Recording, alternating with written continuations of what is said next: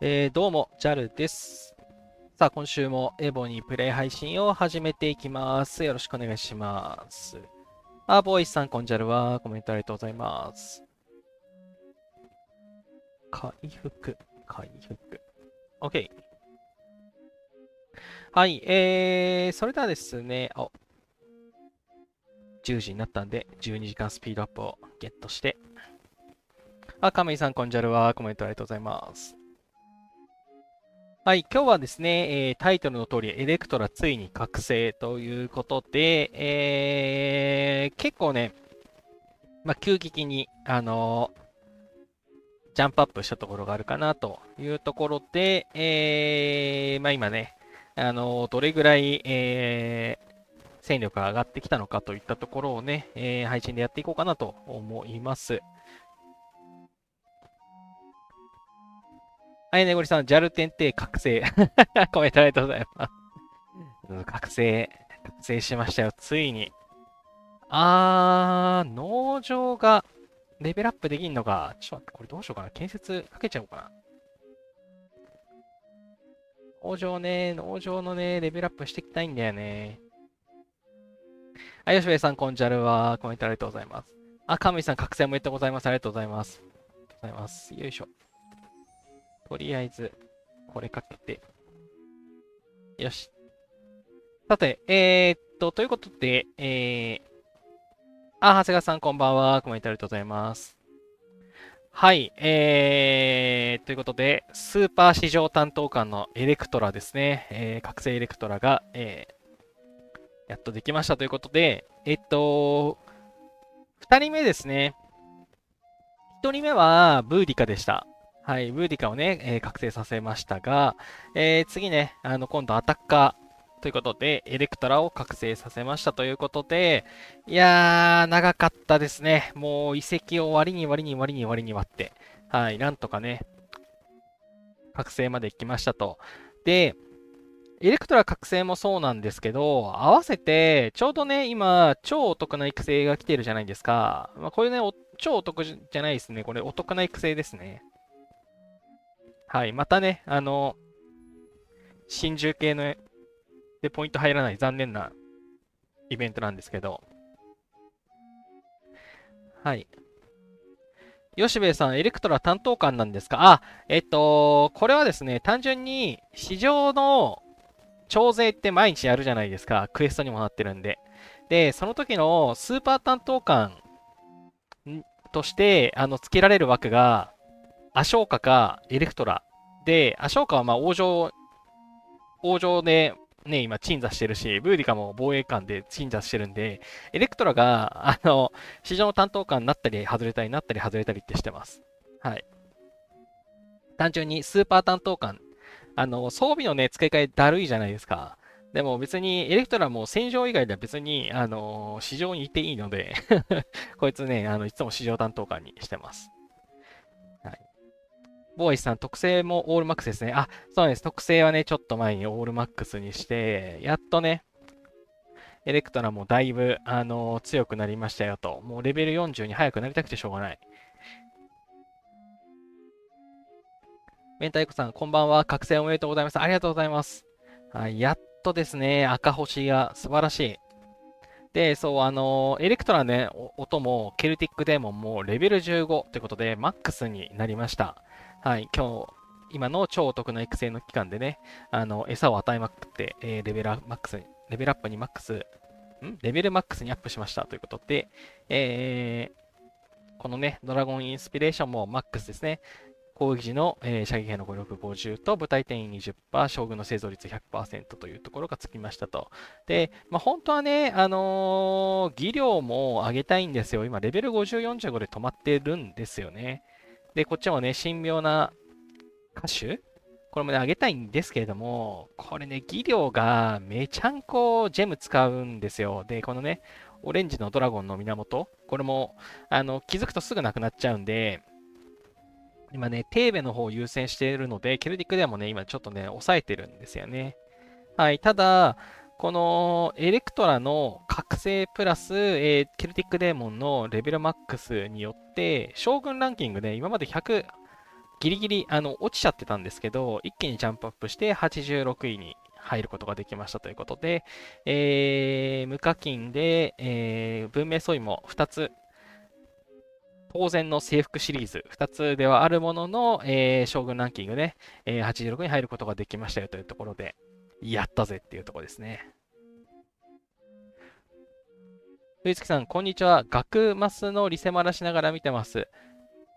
全然終わりません。エボニーはリセマラしなくて良いゲームですね。確定おめでとうございます。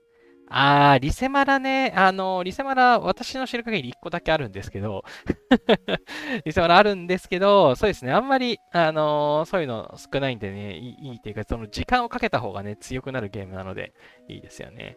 ちなみに、リセマラ必要なゲーム今開催してますね。マヤのケージって言うんですけど、マヤのケージね、私もひたすら戻りに戻りに戻って、今回はね、11,390ということで、今のところでランキングが上がった。今のところね、1位で君臨してますね。うちのサーバーはあんまりその11,300を超えてこないので、一応1位でいけるかなと思ってますが、はい、これはね、エボに唯一のリセマラゲーだと思います。神さん、ドラゴンもすごい素晴らしい成長速度、ありがとうございます。はい、もう本当に、めちゃくちゃドラゴンには餌を食わせました。はい。まあ、それだけね、遺跡に潜りに潜りに潜っていたので、で、まあ、そのね、ブーディカも、エレクトラも遺跡パワーですし、そう、それによってね、飯田マサ、こいつも450かけらればいいんですよ。だから、あと51個かけらゲットすれば、こいつもね、赤星、その赤スター5、星10にできるんですよね。で、同じくね、もう一人、見当たらない。あれ上だった気がするんだけどな。上だった気がするんだけどな。メフメットではない。見えんよ。あ、いた。スールト。はい、スールトもね、あと、76かなで、星10に、することができるようにというところで、そう、遺跡将軍がね、無課金が、星10を作れるね、希望の星なので、もうひたすら遺跡を分回してましたと。はい、参加しまくって、めちゃくちゃ叩いてってやっていて、ここまで来ましたと。もうどちらかというとね、きついのはアレースの地ですよ、アレースの地。アレースの地がね、なかなか、貯めるのが大変なゲームなので、これさえあればね、やれるんですけど。としおさん、こんばんは。コメントありがとうございます。はい、といったことで、なんとかね、エレクトラを強くすることができましたと。まあ、本当はね、まあ、お色直しも当然したいですし、このね、装備も丁寧にしたいですと。まあ、本当なら、この攻撃系の、ギアもね、洗練した方がいいんですよと。で、このね、まだ、文明装備のバフも、まだまだ中途半端なんですよね。でも、めっちゃジェムかかるじゃないですか。これちょっと無課金にはしんどくて、はい。このね、ギアの、アップはちょっと後回しにしてます。まあ、それにしてもね、それにしても、この石材最終速度とか残ってるのちょっとひどいんですけど、なんか、ジェムが100万超えちゃって、もったいないやって言ってやんなかったんですよね、前。はい。もう基本的に、消費還元がジェム、かつ、この今はね、今週は、製造の達人ですけど、スーパー強化。この時しか私絶対強化しないので、はい。次のタイミングに強化するかどうしよっかな、みたいな。でも最近ね、お金の使い道がやばくて、まずドラゴンの餌をたくさん食わすんですよ。テーベね。テーベも今日も6000まで行って、昨日1万まで行ったんです。レシピを更新1万みたいな。やって、めちゃくちゃ食わせてたんですよ。でもさすがにちょっとジェムやべえなと思って今、抑えてるんですけど、はい。このレシピを更新しまくってたくさん餌食わせるし、技量ですね。はい。このテーベが今レベル43、レベル40というところで上げてきていますと。でね、この守護の翼上げたかったんですけど、ドラゴンの弾劾レベルを2にしなきゃいけなくて、かつ、ドラゴンの弾劾レベルは戦勝記念と3が必要ですよと。でね、3がね、今着工中なんですよね。王の対決で建設が来た時にね、あげようかなと思ったんですけど、昨日は最終、今日は討伐ということで、はい、ちょっとお預けです。早くね、戦勝記念塔とかもあげたい。そう、戦勝記念塔をあげると、このね、建設速度が上がるんですよ。こっから建設やろうかなと思って、今、あえて余らせてるんですよね。1個上。ということで、的。さっき農場を上げられるとか思ったけど、ちょっとそんなことしてる場合じゃないや。そもそも米の使い道に困ってるんだって。はい。で、あとですね、もう一つの報告は、これですね、先々週ぐらいかなの配信で、この建設戦力と技術戦力の話ちょっとしたかなと思うんですよ。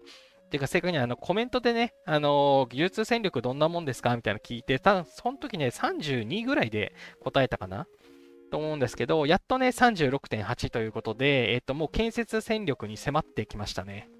はい。ていうか、もうこれは越します。はい。ということで、技術ゴリゴリに研究しましたということで、このね、科学院ちょっと見ていこうと思うんですけど、はい、一番右、防御の進化ですね。はい、もう、基本的なバフは上げれるところまで上げました。ということで、この防衛軍のね、防御力アップ、はい、全部20にしましたと。で、この射撃兵の HP と防御、はい、20、マックスまで、レベル37で上げられるマックスまでしました。で、シージのね、HP 防御、騎兵の HP 防御の、はい、初、上、全部ですね。はい。上は16で止まりましたね。で、この超は12で止まりましたというところで、37で、レベル37で上げられる、その、目に見えてわかるバフはもう上げ終わりましたと。はい。ということで、今はね、食料をどれだけ貯めれるかのところと、続いてやろうと思ってるのは、この野党の連射とか、致命的な、その火力ですね。あくまで補助火力なんですけど、高いに越したことないよねということで、はい、この辺上げていこうかな、みたいには思っていますと。ただ、もう賢者の石がさすがにね、ゴリゴリに減ってきてて、もともと1万5000ぐらい残して臨んだんですけども、3444とかになっちゃってね。はい。で、計37の時点で、1万ぐらいは使いましたと。賢者の石1万ぐらい吹っ飛んだんですけど、多分計38ってもっと吹っ飛ぶかなと思ってて、賢者の石をね、2万は貯め、最低でも2万、できれば2万5000ぐらいまで貯めて、いきたいなと。科学院ね、上げたらもうすぐに研究したいからもう、賢者の石を貯めた状態で臨みたいなと思っていて、このね、数週間はもう、ひたすら、ブンブンブンブン研究してたんですけど、さすがにね、一通りのバフを上げ終わったので、ちょっと一旦ね、ゆっくり賢者の石を貯めながら1日1研究のペースに戻してやっていこうかなと。1日1研究は嘘ですね。この辺の火力に関わるところは、しばらくね、優先して、今ちょうどスピードアップのね、還元期間なんで、この辺上げつつやっていこうかなっていうところですね。はい。で、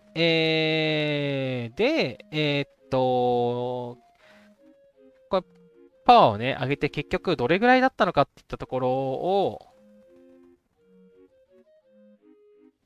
はい、これね、残念ながら攻撃敗北してるんですけど、いや、3000万の部隊潰せなかったですね。半分しか削れなかった。はい、戦場なんで別に負けていっかと思ってね、適当に殴ったんですけど、まだまだですね。ただ、このね、バフがやっと射撃兵も、1400に近づいてきましたと。1378。まだね、武器と指輪の強化とか全然してないというか、文明装備ゲットするまでちょっと上げたくないなと思ってるので、伸びしろはあるんですけど、とりあえず1378いってよかったなと。で、アタック時のね、防御と HP も、900を超えましたというところで、計37としてはまあまあのところまで来たのかな、みたいに思っています。はい。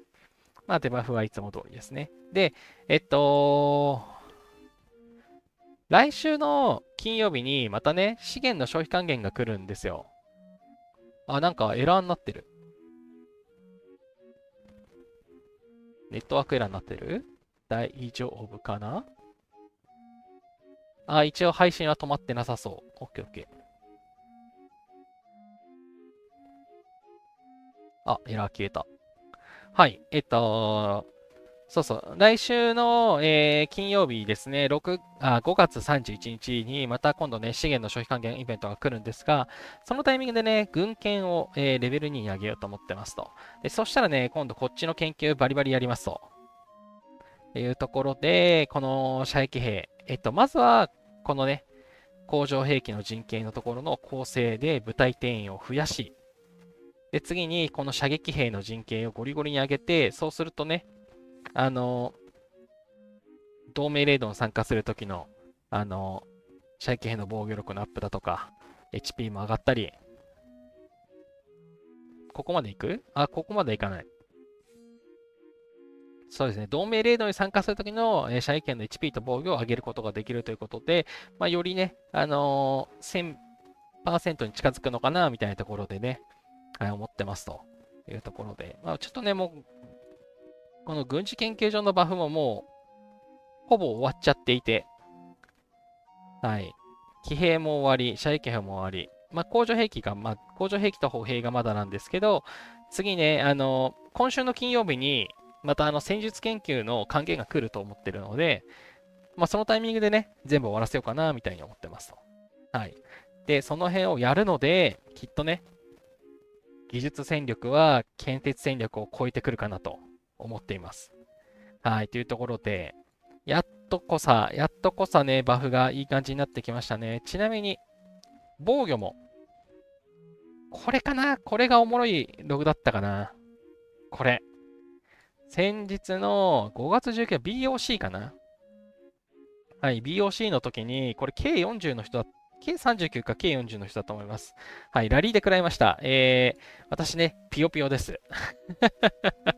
186M の部隊が175部隊削られて 10M しか残らなかったと。で、一人ね、歩兵で援軍入れていてくれて、はい、この方のおかげでね、生き残ったっていう感じなんですけど、これ戦力がね、こちらが、500、まあ、70ぐらいの損失に対して、相手は、1.26B かな？はい。ということで、一応ね、辛くも、辛くも守りきりましたよというところで、はい。そう、私、舞台を出しちゃってて、戻したんだけど、どう考えても、これラリー起点の間に合わねえなってなって、援軍をね、求めて、まあ、援軍を入れてもらいましたと。ここの援軍ね、入れてもらってますと。はい、ということで、私のね、部隊もほぼ壊滅していますと。はい、もうね、騎兵なんか吹っ飛んでるんですよ。はい、ちなみに、相手はね、弓のラリーでした。はい、この人ね、計39だったのかな？ 15 の兵いないですね。で、まあ、この辺の人はそんななんですけど、このキングサージャさんこの人ね、騎兵の15とかいて、そう、K40 だったんですよ。まあ、さすがに射撃兵の15とかいなかったみたいなんですけど。はい、とかね、まあ、6人のラリーを、食らいまして、ほんとね、危なかった。とりあえずこの一撃を耐えて、すぐにワープして逃げるっていうのをやってね。はい、これ追撃されたら死んでたんですけど、追撃を、ワンブロックで逃げることができたんでね、本当に良かった、危なかった。はい。で、これがね、耐えられるようになったのが嬉しいなというところで、このね、バフがだいぶ増えてきましたねというところで、射撃兵のその防御がもうあとちょっとで1000ですと。で、HP が800超えました。で、工場兵器も、防御は965、HP847 というところで、科学院のね、37の、まあ、研究をするまでは、もう全然、もう700ぐらいでしかなかったんですけど、やっぱ一気にね、ガッと上がりましたというところで、やっぱね、白レベルとか研究レベルは重要ですね。もうバフが全然違う。はい。火力は上がらないんですけど、防御と HP は上がってくるので、はい、これね、嬉しいですと。はい、やっと兵を増やしていいかなと。私の中のその最低ライン800は防御とか HP とかないとね、もう兵増やしてもしょうがないかなと思って兵増やしてなかったんですけど、まあ、ここまで来たらとりあえず兵増やそうかな、増やしていいかなと。はい。ということで、まあ、火力もね、工場兵器1318、射撃兵1364というところで、防御のね、火力もまあ、それなりに上がってきたかなと。はい。で、私もともとね、ブーリカ使ってるんで、騎兵はね、高め。で、歩兵も、まあ、ちょっと上がってきたかなというところで、まあ、こういうのもあって、そう、テーベをね、もう上げに上げてるんですよ。これもね、早く、あの、レベルを上げて、このね、パーセント上げていきたいですし、あと技量ね、こっちもね、今、そう、こっちを優先してあげてるので、まあ、ジェムがなくなるなくなる結構きついんですけど、ギア強化、装備の強化って、ランダムなんですけど、これ裏切らないんで、めちゃくちゃリソース使うけど裏切らないんで、基本的にね、こういう裏切らないところに投資していくスタイルでやってますというところで、引き続きね、テーベを上げます。で、あと、病院ですね。私まだレベル35なので、これ37まで上げようと思ってますと。はい。課金してる人なんか、病院をちっちゃくして、死んでも命の源で復活させるっていうのをよく聞くんですよ。うちの、同盟の、課金者はよくそれやってるんですけど、私の場合、命の源なくなったらゲームオーバーなんでそう、再起不能になったので引退になっちゃうんで、まあ、ちょっと引退はちょっとしたくないなというところで、命の源ね、やっと1万超えて溜まったんで、あれどこだなんか見逃したかも。もっと下か。この辺だった気がする。全然下だった。はい。1万2000ですね。はい。命の源ね、やっと1万2000まで増えましたと。で、さらに、このね、今、プリンセスシシー育ててるんですけど、このね、命の源のね、価値を高めるスキルをね、今上げようとしているので、まあ、この辺、病院を上げる、命の源の効率を上げる。これをしたらやっと SBS 参加できるかな、みたいにちょっと思ってます。神さん、ナイスボーイありがとうございます。冬月さん、ブーディカ不要論についてどう思います？基本的に私はザカリー派ですよ。そう、私は、あのーこのね、遺跡の報酬にザカリーが追加されたのって去年なんですけど、もうその前から私はもうブーディカへの心中を始めちゃってたんですよ。だから、今から始める人とか、今から選択ができる人っていうのは、基本的にはザカリーの方がいいかなと。無課金限定です。無課金限定の話をしてるんですけど、無課金だったら基本的には火力の方がいいかなと思います。ザカリーの方が、火力なんでね。ほいほいほい。そう。明確な違いが、よいしょ。防衛艦、駐屯。はい。ブリカは、まあ、騎兵に関しては化け物なんですよね。騎兵の HP 防御めちゃくちゃ上げてくれるので。はい。ただ、残念ながらやっぱ射撃のラリーが一番来るんで、基本的に。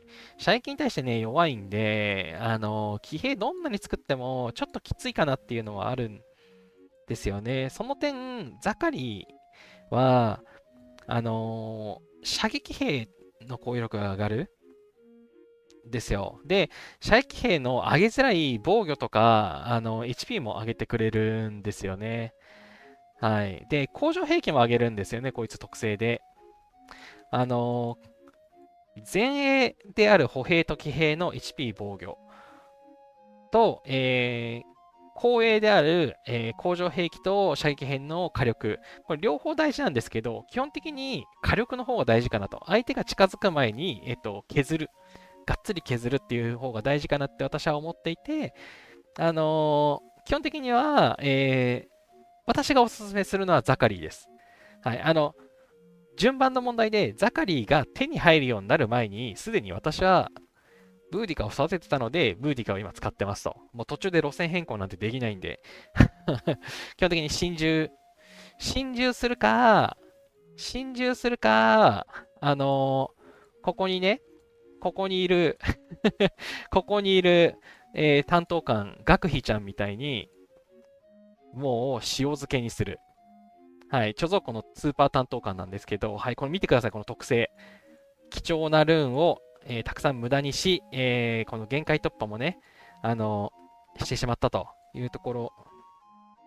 これはもうね、途中で何も泣く泣くやめたんですけど、はい、そう、塩漬けにするか、心中するかになっちゃうんですよね。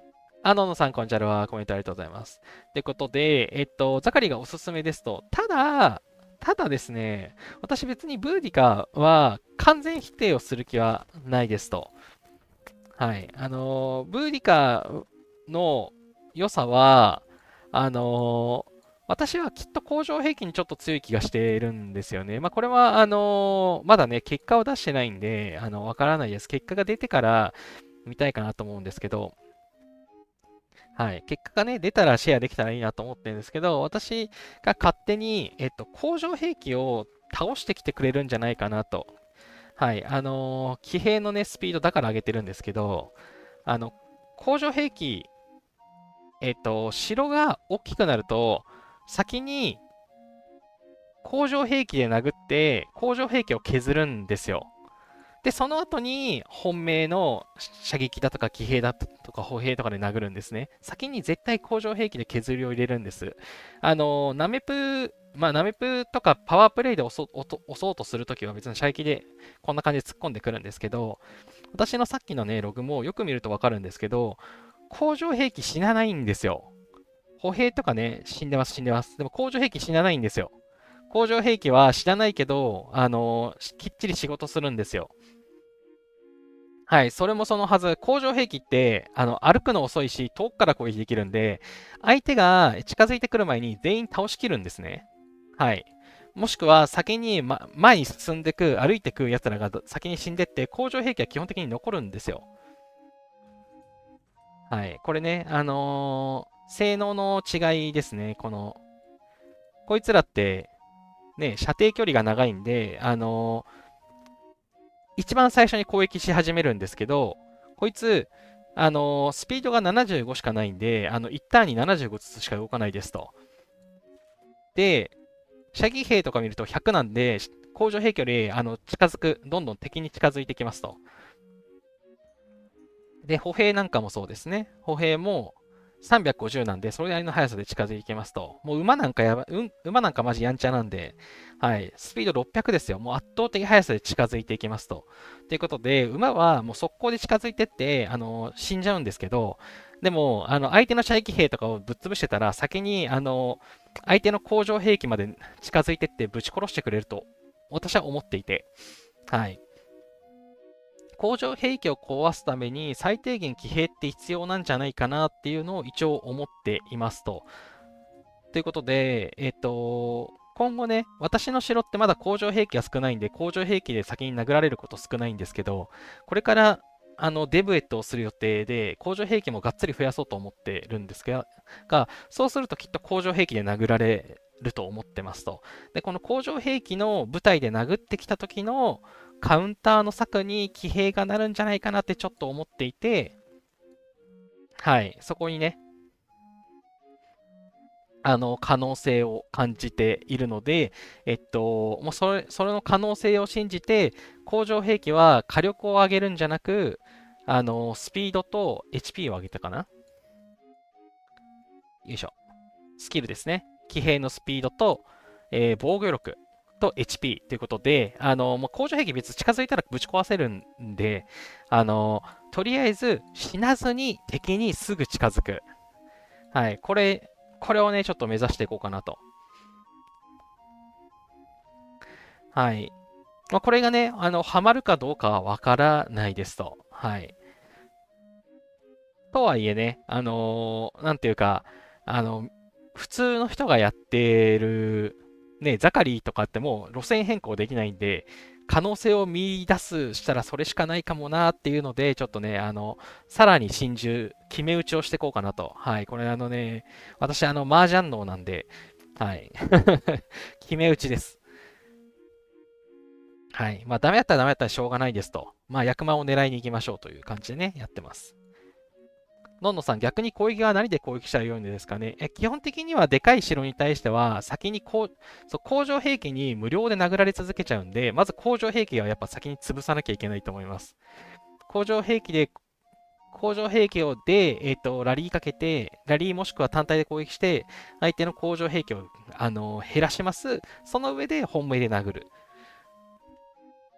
っていうのをね、やると、はい。相手は、そう、私をね、工場兵器で殴ってこなかったので、今回ね、工場兵器のラリーが1回でも来てれば、これ別にラリーで来る必要なかったんですよ。私の工場兵器って兵少ないんで、たかだかね、10万とか67、まあ70万って言っていいか。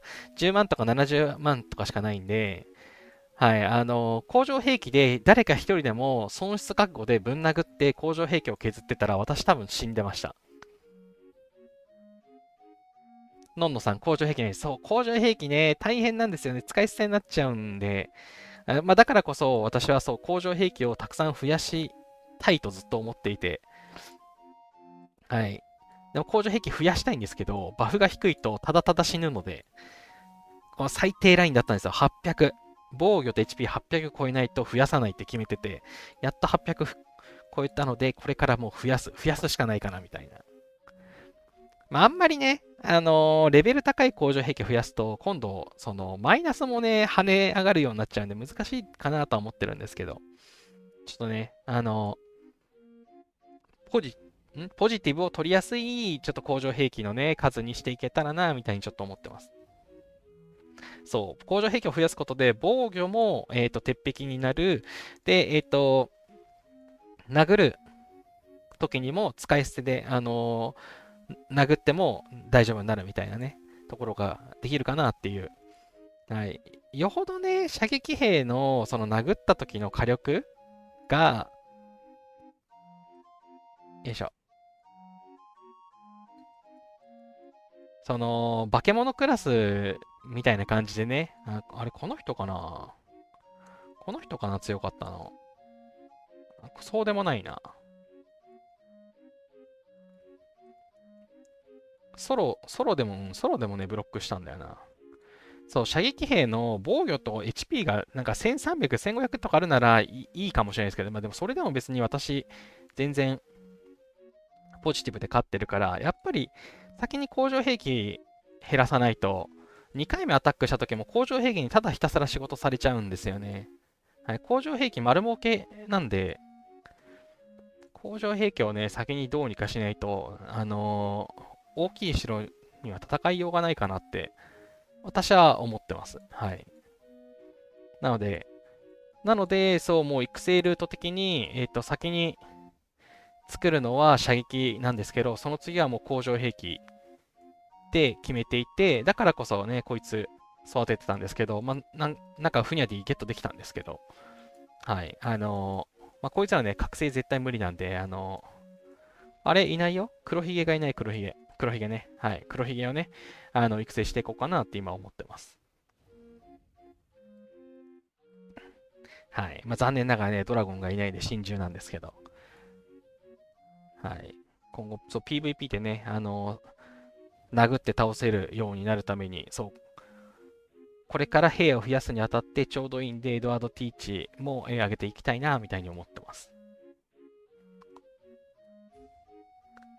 はい、そんなところで、だからちょっとね、話がそれたりなくなっちゃってるんですけど、なんていうか、もう、まず、無課金の人は、あれこれ育てられませんので、もう、残念ながら心中するしかないですので、それなりに強いやつだったら別にいいと思います。で、ブーディカはそれなりに強いと思ってます。ので、まあ、いいと思いますよと。まあ、今からやる人には、ブーディカよりは基本的にあのね、ザカリーの方がいいよって基本的には言うんですけど、まあ、育てちゃった人は別に、両方中途半端になるぐらいだったら片方をね、しっかり育てた方が強いと思うんで、はい、もうぜひ、まあ、お供の相方にね、なんかいいのをつけるといいと思います。まあ、私は、そう、それで、これまた、真珠、どこだ、いないぞ、いないぞ。いないぞ。いたいたいたいた。はい。ちょっとなんか顔がでかいね。ジョージさんね。はい。彼も、もう特性とか育てちゃったんで。むしろ、本当は彼を、本当は、限界突破して使いたいなと思ってたほどだったんですけど、無理だわってなって、はい。ブーティガンに切り替えたんですけれども、そう、特性はね、マックスにしたんで、やっぱね、火力は大事ですね。後衛の火力は、このジョージ・デューイでね、今私は賄ってますと。まあ、火力と言いつつね、一番重要なのは射程距離だと思うので、工場兵器と射撃兵の射程ボーナスを突っ込んでの火力ですね。はい、本当はね、この辺の戦場の達人とかも上げられるとね、もっと強くなるんですけど、ルーンそんな余ってねえよっていう感じですよね。ルーンが足らなくて足らなくて困っている。はい。っていったところで、かさみさんこんばんは。コメントありがとうございます。のんのさん、エレクトラか豊臣秀吉がザカリーの特性を誰を先にマックスのか悩みます。不死のルーンストンなくなって。そう、いやー、そう、秀吉もね、いいですよね、秀吉。まあ、ここで見る、こっちで見る方がいいか。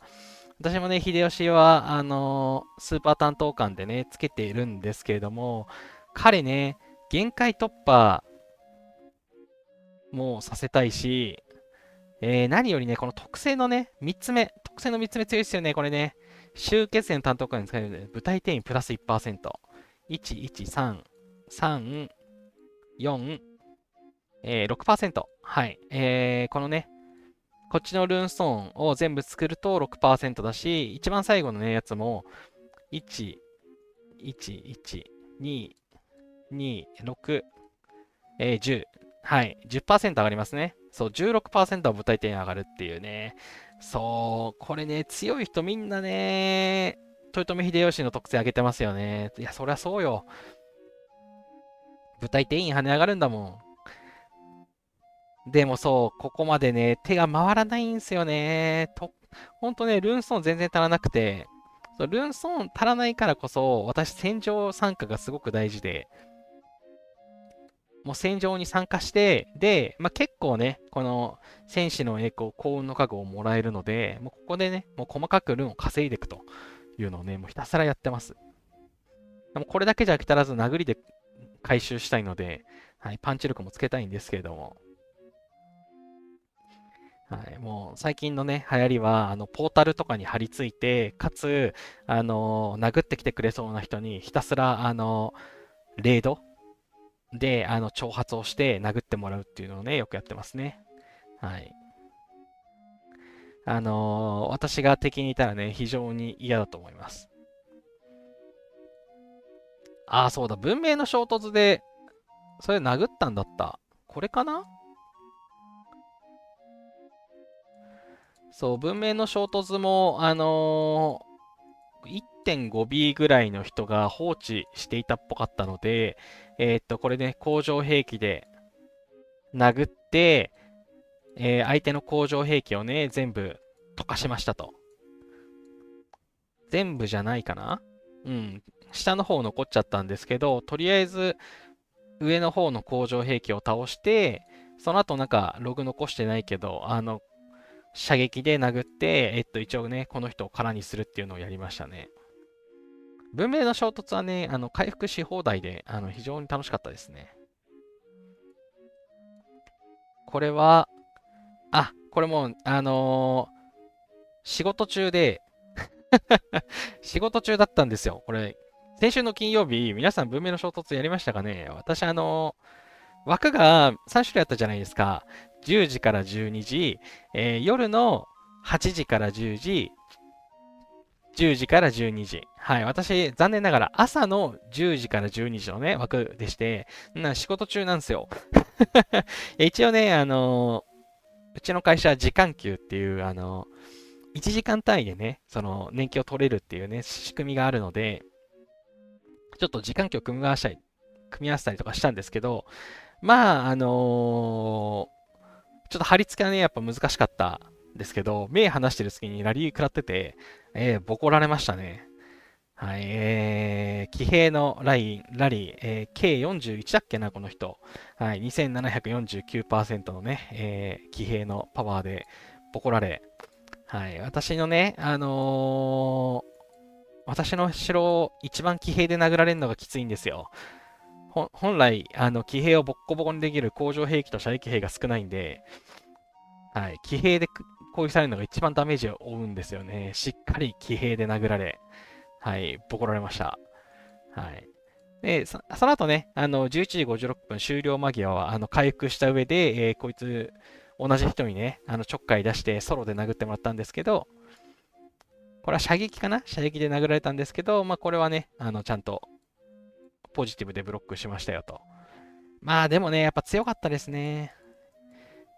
はい、攻撃力ほぼ3000%だもんな、こんなん無理よ。はい。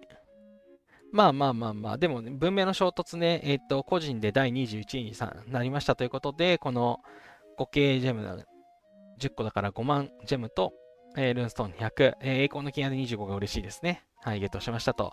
で、残念ながら王国はね、第6位でしたということで、うちのサーバーから計40の人が3人ぐらいね、エントリーはされてたんですけど、来なかったですね。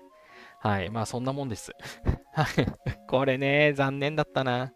はい、本当はね、王権のかけらが欲しくて、3以上になりたかったんですけど、はい、全然ダメでしたということで、まあ、ショートスコイン40ゲットで終わりましたね。ということで、今週もね、文明の衝突の戦場が金曜日にあるはずで、まあ、次はね、本当にこの時間やめてほしいんですけど、はい、ぜひね、また参加して衝突コイン稼ぎたいなって思ってますと。はいはいはい。で、ちなみに、その、サーバー戦争もやりたいなと思ってたんですよ。最近相手が強くて、サーバー戦争やれてなかったんですけど、まあ、バフも上がったからね、研究もやったんで、サーバー戦争参加したいなと思ってたら、まさかのサーバー437がね、お相手ということで、かなり古のサーバーですね。これ無理だなと。これね、437だけど、マージされてないってあるんですね。やっぱ課金がいっぱいしてたり、活発なサーバーって、マージしないんじゃないですかね。いや、というのもですね、このサーバー437見たんですけど、これもうやばいんですよね。K42 と41。42、2人か。はい。これね、このビッグソウルスクワットさんね、これね、K42、40、40、40ってね、いるわけですよ。はい。で、もう一つこれかはい、WWW ワールドワイドウェブさんですかね。ワールドワイドウルフパークはい、ここにもね、K41 とか39とかいっぱいいるんですよ。はい、もう39。39はね、まあまあまあまあいいとして、41はダメなのよ。T15 がいるから。確実に T15 がいるじゃん。T15 の兵を作らずに41いかないじゃん、絶対。T15 の兵はダメよ。T15 の兵耐えられるの多分39からだよ。はい、ということで、これね、3回連続ですかね。もう多分、サーバー戦争参加しないですと。もうサーバー戦争参加しないなと思って、あ、42、ここに2人いたわ。はい、もうこれ、どうしようもないよね、K42 とか。前、うちの K39 が K42 にソロで、あの、ゼロにされてたのを見て、もうトラウマですよ、K42 なんて。はい。もうね、やらないです。はい。今週末は、麻雀をすることになりました。はい。麻雀してます。はい。おとなしくバブルしてよって。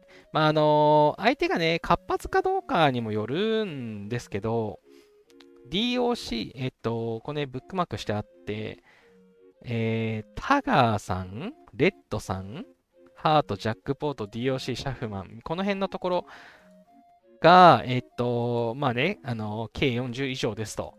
で、相手の凱旋門見に行くんですけど、はい、レッドさん、ああ、なんかさっき見たな、みたいな。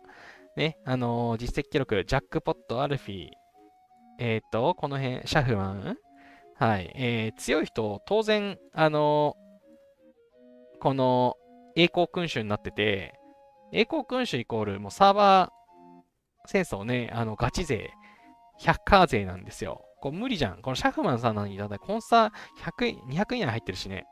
ガンカメラも100以内に入ってる。300以内が一応これは。いや、これは無理だって。無理だって、無理だってということで、はい。ちょっとね、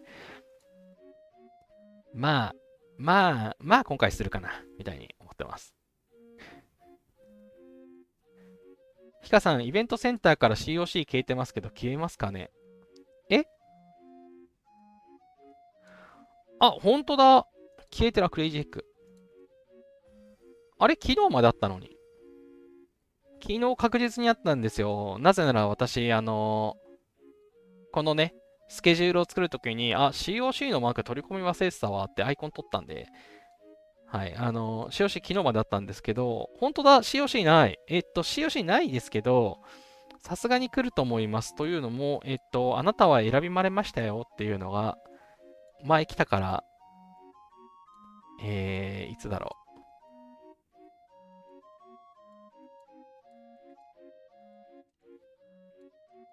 あ、残してない。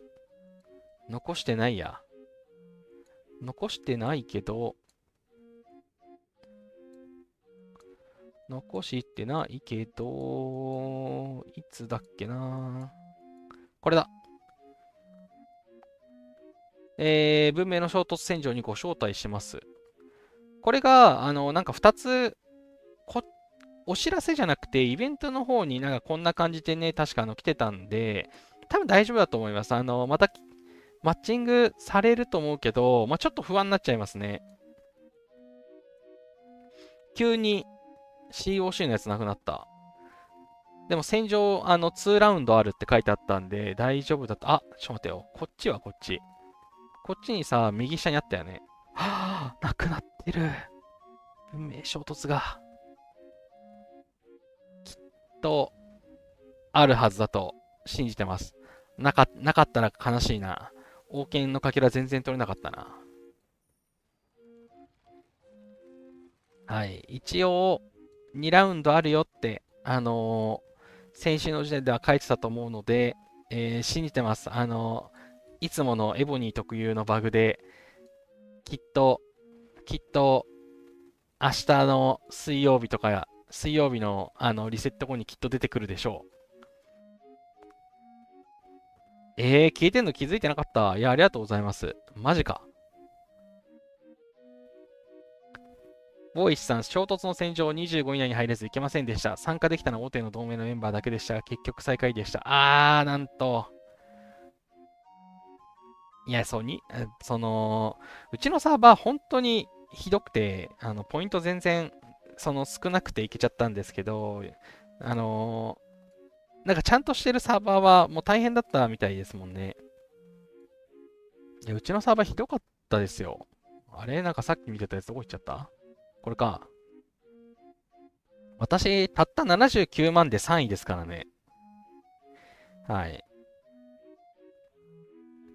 で、2位も97万とかで、他のね、サーバーでは何 M みたいな話聞いてるのに、うちのサーバーアクトめっちゃ減ったなっていう感じで、ほとんどの人がモンスターで取ってて、城殴ってないんですよね。城で取ってる人少なくて。でも城を殴れる人結構いるんですよ、本来。はい。だからね、強者がそんなに、興味がなかったんだな、みたいな、そんな感じでしたね。79万で取れる、入れるのはぬるくて嬉しいんですけど、これはこれで、さっきも言ったように、参加しないんですよ、そもそも。文明の衝突の戦場に。来てくれないんで、強い人来てくれないんで、負けるんですよ、当然。はい、ちょっとこれね、ひどいものでした。かすみさん、文明の衝突バグひどくて、自サバの最強を殴られて爆笑してました。そんなことあるの？そのバグえぐいですね。自サバの最強、なんか、ボブサーバーになってました、もしかして。それはひどい。さすがにそれはなかったな。なんか遅かったりね、いつも通り、なんか、動き悪かったなっていうのはあったんですけど、それはなかったな。あ、でも時間によるのかもしれないです。私のそう、10時、12時は、多分そんなにバグなく、比較的普通にプレイができたんですけど、まあ、2時間張り付いてね、まるまるやってたわけじゃないんで、どうしようもなかったですけど、かすみさん、敵に混じって防衛してました。マジ謎の潜伏。それはひどいな。運命の衝突、でも、まあ、バグがひどいとかはあったかもしれないですけど、基本的になんか楽しいイベントなんで、もうぜひね、みんな参加してほしいし、うちのサーバーの人もっと参加してほしいなっていう感じがしますね。ランキングがね、大変なのは嫌なんですけど、はい。そんなところで、まあ、文明の衝突の振り返りもちょっとして、で、そう、いくつかね、そう、話したいなって思ったのが、今日忘れないうちにね、先にその話しないとなと、思っていて、一つは、まあ皆さんすでにご存知の通り、このね、検索システムがね、出ましたね。ちょっとモンスターとターミネーターはまあどうでもいいとして、この資源土地、先週の金曜日からこの機能入って、先週の金曜時点はもうなんかちゃんと動かなかったんですけど、土曜ぐらいにメンテが入って、ちゃんとまともに動くようになりましたね。で、ちゃんと資源満タンの資源拠点のみ検索しますみたいなね、のも選べて、こんな感じで、およそ、まあ、100、100よりもうちょい近い気がするけど、でも70ぐらいまでは引っかかるようになったので、はい、このタイル検索がね、入りましたね。これ非常に便利で、あのー一番いいのが、私、そう、今、舞台をね、余らせてるのもったいないなと思って1個出そうと思うんですけど、今から、この16に飛ばしても、まあ、その3時間ぐらいね、最初に時間かかっちゃいますと。はい。まあ、人気とか変えるとまた変わってくるんですけど。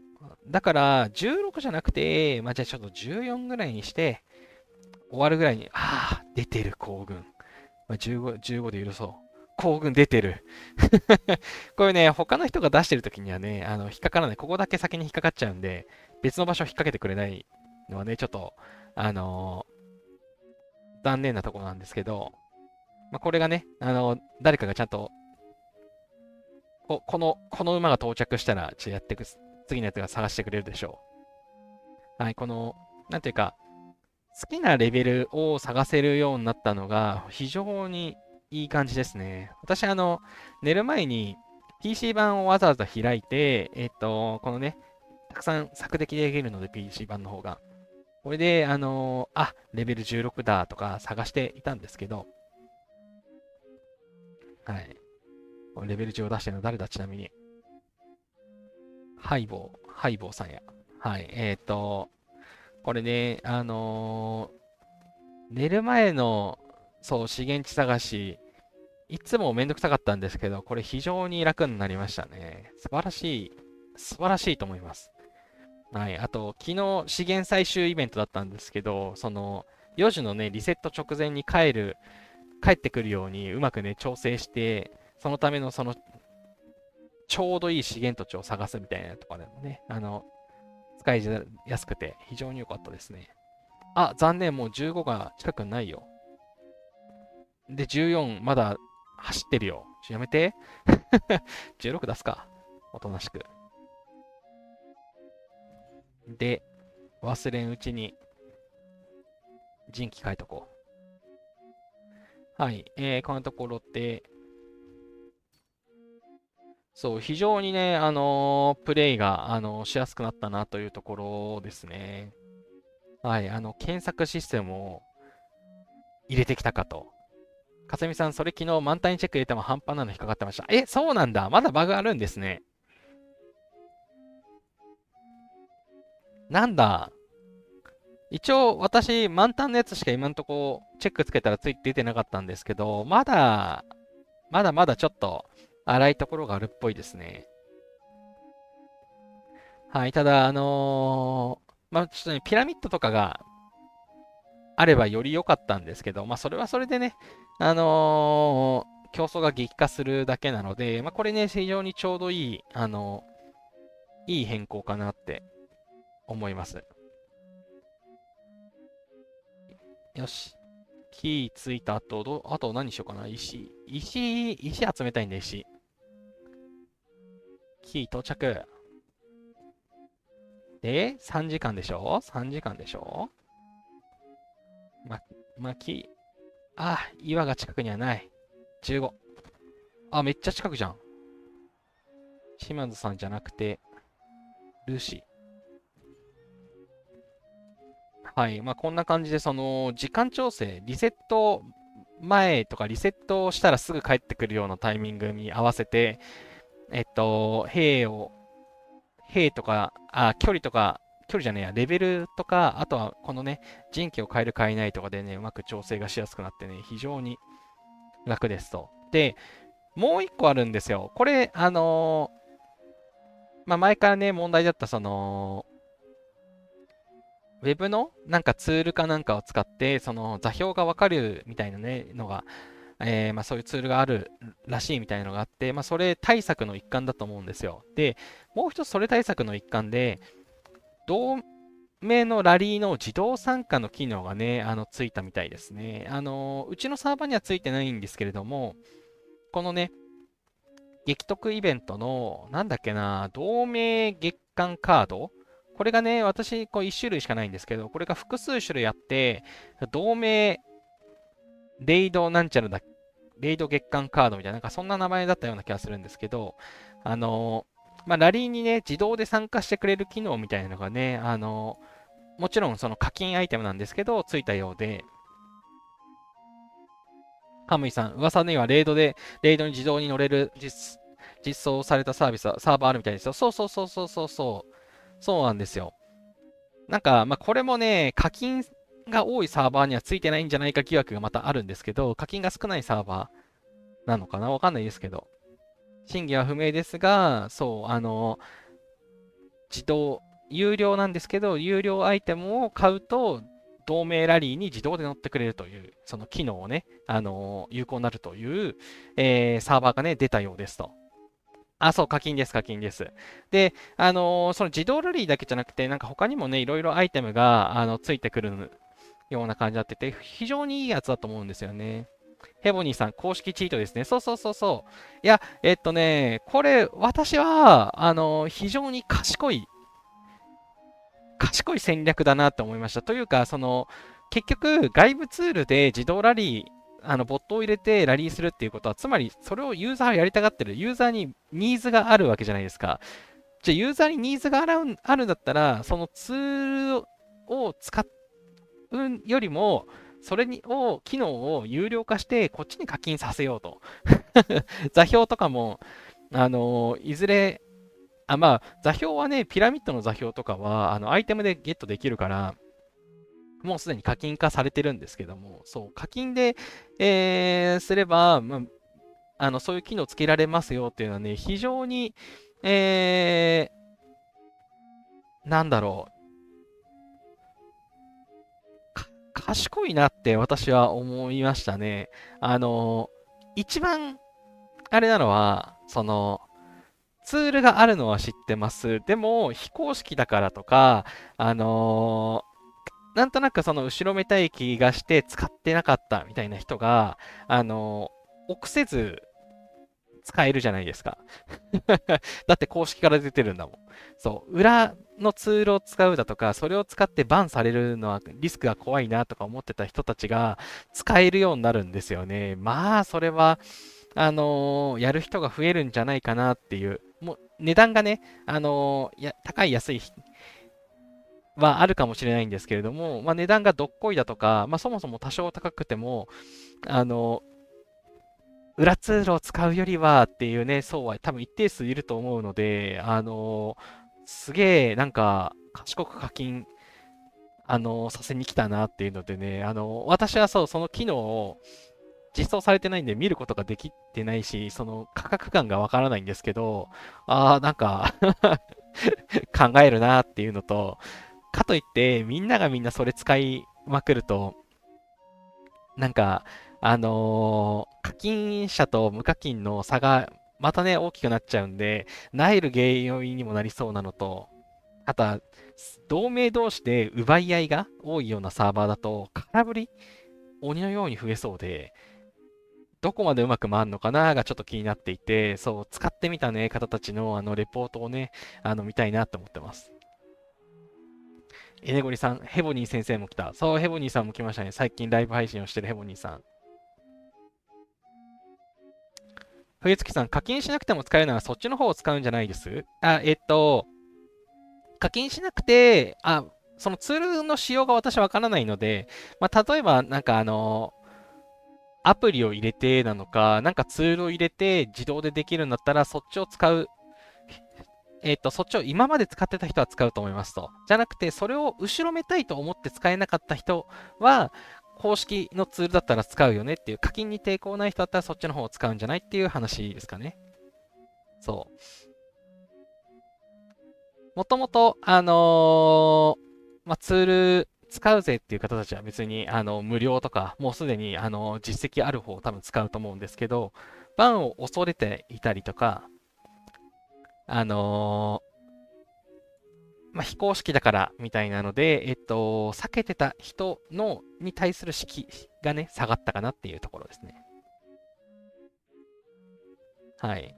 ちなみに、私が課金プレイヤーだったとしたら、確実に、使うと思います。多分、ツールは使わないです。それでバンされた方がきついので。で、私は、いろんな人がね、バンされたことを知っているので、そのリスクはリターンと見合わないかなと思って、そのリスクは取らないんですけど、公式で出してるツールだったらバンされるわけがないんで、絶対使いますと。そう、課金してると私きっと即課金するだろうなと思って見てます。はい、そう。まあね、基本的にバンが怖いので、バンになりそうなことはね、私多分しないので、はい。これね、いますよ、いますよ、うちのフレンド、元フレンド。あ、いないのかな消えたかなデリーテッドユーザーさんがね、私の友達にいたんですけど、それさえ消えちゃったかも。消えちゃった。消えちゃった。ナンドさん課金したい。いやー、私も課金をねしないって決めてなかったらしてた気がするな。あ、いなくなっちゃった。私のね、フレンドにデリーテッドユーザーがいたんですよ。もうデリーテッドユーザーも消えちゃったわ。ブラックリストブラックリストもう消えてるね。消えちゃったわ。はい。あとね、消える人予備軍の人を見つけちゃったんですよ。これ、どれだっけこれ。この、ディナイ XD さん。この人ね、変なんですよ。これね、偵察かけるんですけど、ログ出てこないんですよ。これ偵察だけじゃなくて、殴りに行こう。これね、殴りますよ。死んでる城なんで。これね、透明な城なんですよね。これ意味がわからないんですけど、これ偵察も攻撃も通らなくて、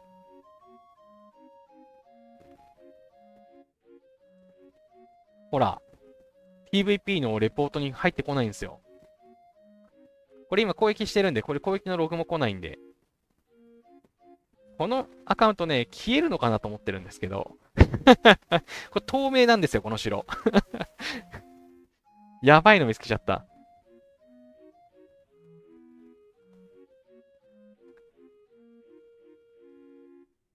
カムイさん、海外勢混合同盟にはとてもいいシステムですね。うちは純日本人同盟なんで、夜勤組も数名いるけど、深夜帯は静まり返ってます。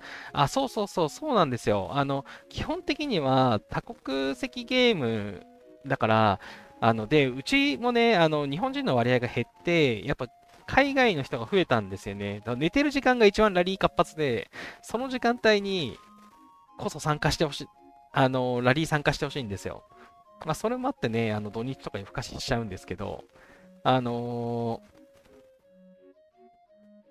ってなると、まあ、なんかスマホでつけっぱなしはね、ちょっとしづらいかもしれないけど、別に私パソコン勢なんで、パソコンでね、起動しっぱなしでラリー自動参加してくれるんだったらね、喜んで、はい、喜んでって感じなんで、そう。別に今ツールをね、使うのはもう人それぞれ、まあ、自己責任でやればいいかなと思ってるので、そこの善悪はまあ解く気はないんですけれども、公式が出してんなら使うわっていうのはね、明確にありますよね。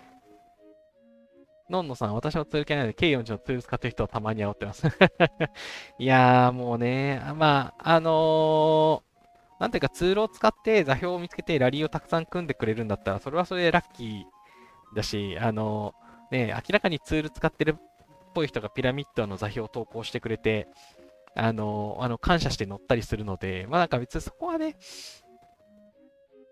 まあ、知らずと恩恵を受けたりもするところもあるので、まあなんかもうなんとも言いづらいなとは思うんですけど、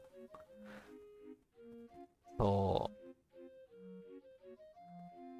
まあ、少なくともね、今、その先行で多分いくつかのサーバーにその機能が入ってると思うんですけれども、これが好評、売り上げがね、良かったのであれば、きっとおそらく、まあ、いろんなね、サーバーに広がっていくんじゃないかなっていうのはちょっと思っています。はい。ということで、まあでもそれをね、されちゃうと、私、結構、ラリーに乗れないことになっちゃうので、きついなとも思いつつ、まあ、ただでさえね、深夜帯のラリーが多くて、そんなにラリー参加してないことも多いので、まあ、とはいえね、別に、ボスラリーだけが全てではないので、他のところで稼ごうとしているので、まあいいんですけれども。はい、さあ、到着するぞ、到着するぞ、これ。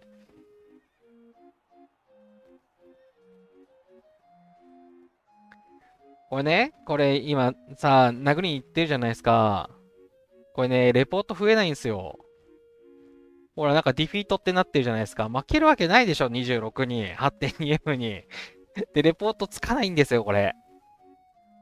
これやばくないですか、これ。このサーバー、この城ね、これ、今日に限った話じゃなくて、これ、先週かな先週見つけてこれ、いつか攻撃できるようになるのかなって言って、いつも見てるんですけど全然ダメで、一回もレポートつかなくておもろいなってなってます。このアカウントはいずれ消えると思います。ちなみに、座標検索はね、ちゃんとできたので、なんか、どういう状態でなってるのか不思議なんですけど、はい。なんか、幽霊城を見つけちゃいました。はい。もう最高に余談でしたね。エボニーさん、いくらくらいなんですかね。いくらくらいなんですかね。なんか、まあまあいい値段を取るとか言ってたけど、全然ペイできるみたいな、なんかそんな投稿をね、X で見かけたような気がします。が、ちょっとわからない、相場感がわからないのもあるので、わからないので、ぜひね、その有識者の方はね、ぜひ使った感想をね、コメントとかにも書いてもらえるとありがたいです。寝てる時に動くとしたら最高だなって思いますね。寝てる時だと仕事してる時。冬月さん、ボット使われたせいで課金してもピラミッド1位が取れなかった自分としては半殺しにしたいです。まあ、恨みをね、抱いてる方もたくさんいると思うので、はい。私もピラミッドをね、PC から始めたのって、もともとはピラミッドのためだったんですよね。ピラミッドを探した時に、PC からやる方が楽で、っていうのをやってる間に、その配信とかもするようになったので、ピラミッドもね、結構探していたんですけど、そう、頑張って探した私と、優しい人が、座標を投稿してくれて、それだけで、ポイントを同じぐらい稼いでる人を見ると、少しね、少し残念な気持ちにはなりますかね。まあ、投稿してくれた人はね、優しさを持って投稿してるだけなので、私もそれに入らせてもらうこともあるし、で、得てしてね、そういうのだけで稼いでる人はね、先に私が行軍出してるのに途中から追い抜いて入ってきたりとかね、すでに入ってるのに追加で入ってきたりとかね、兵を、T1 じゃなくて、ガチ部隊大きいので普通に出してきたりとかね、もうそもそも理解が足りてないのかな、みたいな人が多かったりするので、それもまた残念な気持ちになるんですけどまあ、まあまあ、はい、まあそんなもんかなっていうところで、多くを求めてはしょうがないですね。はい、何の話をしたっけ？話がそれちゃった。この検索ツールは神です。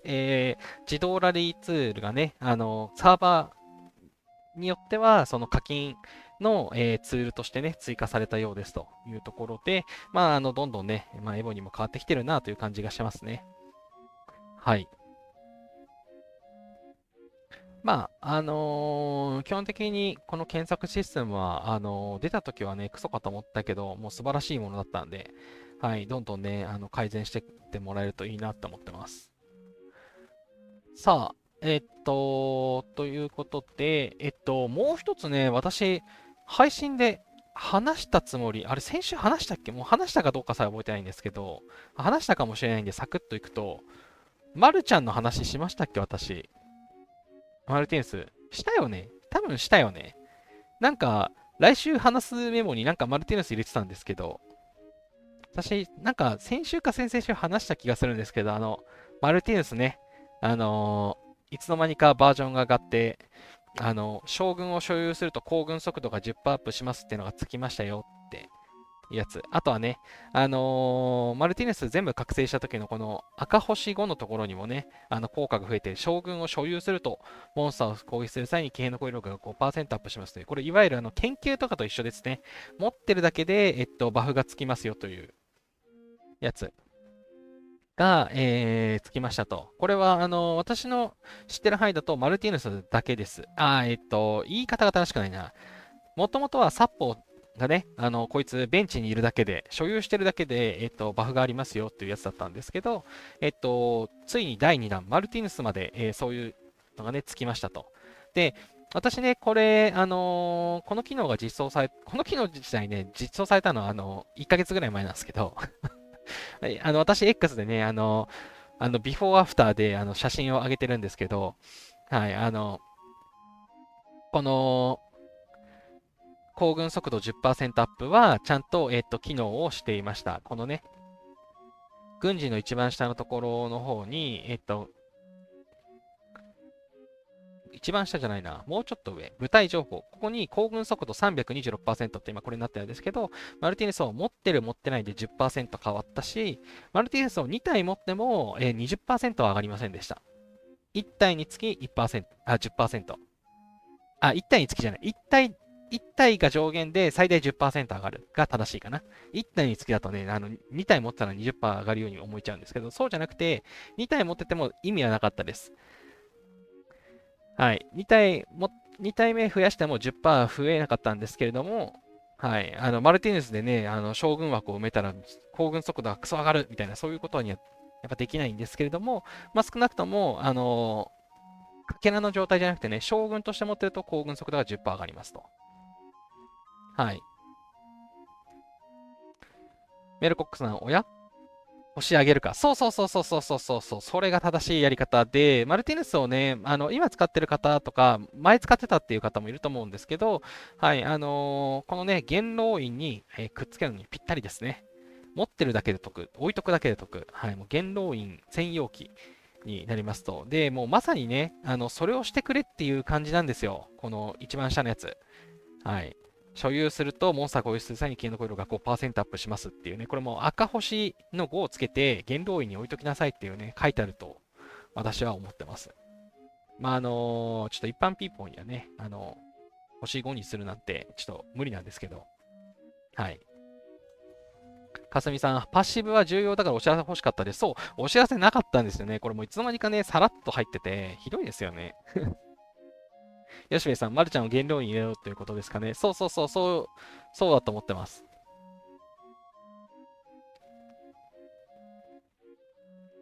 アニーさん、なるほどです。まるちゃん育てよう。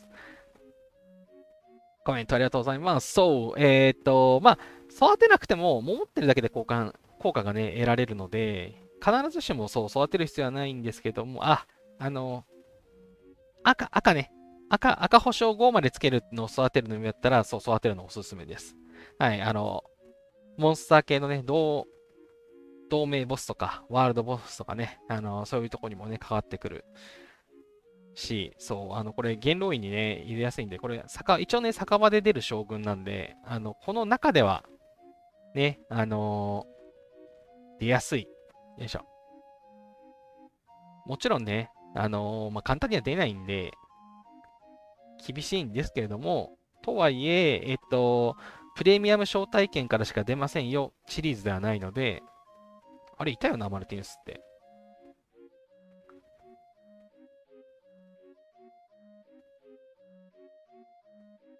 見当たらない。まあ、ちなみに私、ここからマルティヌス出したことないんですけどね。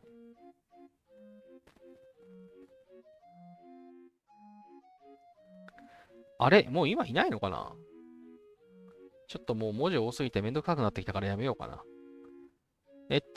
まあ、こっちでは、まあ、もしかしたら出ないかもしれないんですけれども、このね、偉大な将軍の宝箱、このラインナップにはね、マルティネス含まれてるので、はい。こっちでもね、出ますかね。一応、一発つもうできたはず。マルティネス0.04%でね、一発つもですね。はい。ヘボニーさん、今後もパシウモチを古い将軍に入れてほしいですね。そう、これ優しいですよね。いや、制約システムができたこともあって、まあ、こういうの増えたのかなと。まあ、だからこその将軍枠が増えたっていうのもあるかなと思うんですけど、まあ、こういう過去の人気だった将軍の救済っていうのはね、なんか素晴らしい。よく、あの優しいゲームだとあるんですけど、エボニーもそういうのやってくるんだっていうね、ちょっとびっくりした例でした。かすみさん、でも、マルはメインで使ってるジャヤバルマンの制約メンバーにも入ってるからちょうどよくありました。なるほど、なるほど。そうだ、ちょっと前に出た、騎兵の将軍のやつですね。こっちか。これね、ジャヤバルマン2世。こいつの制約にそうですね、マルティネスいましたね。そう、マルちゃんはね、モンハンとして使ってる人が多かったので、アニーさん、昔はモンハンで使ってました。今はベンチオーマーだったんですが、彼の再就職の道が開けました。そう、再就職が、はい、無駄にならないっていうね、ところ。はい、こういうね、救済は素晴らしいと思います。これ、たまたま、X で気づいた人がいて、試したら本当だってなったんだっけな。覚えてないな。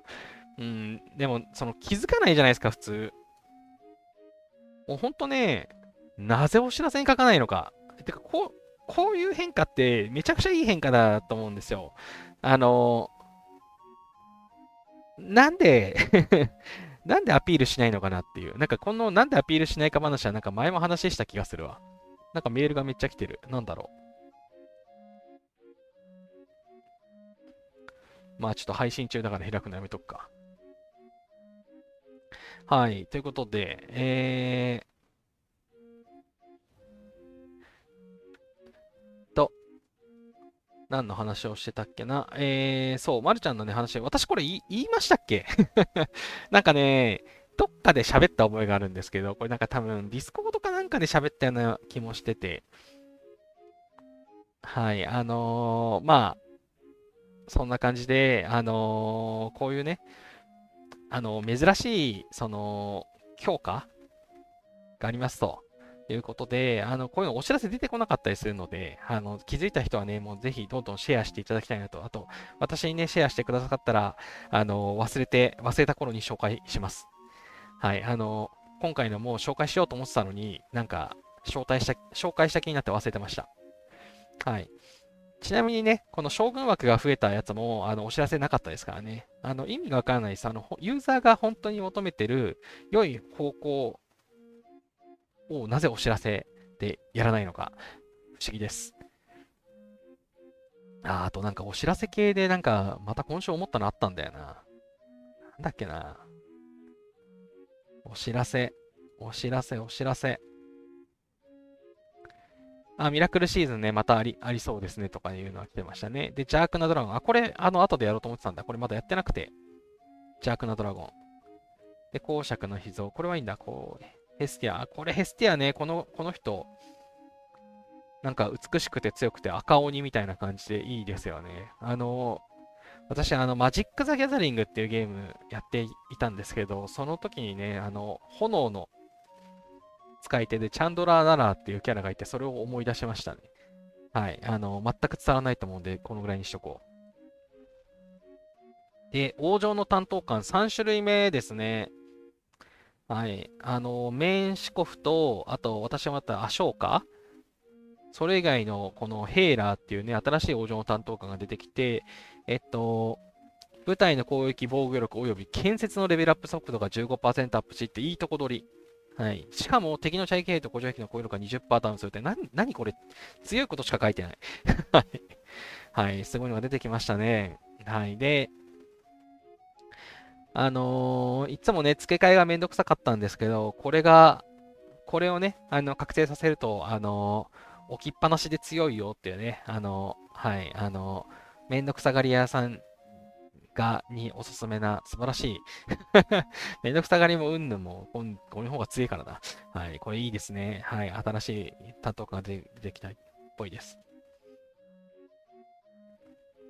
メロコックさん、笑い属性が似すぎ。エネグルさん、テンペスト時やってました伝わってよかったですいや、そうそうそう。もう完全にチャンドラーならじゃん。赤で、炎でこんなんテンペスト結構古い時代やってますね、ネゴリさん。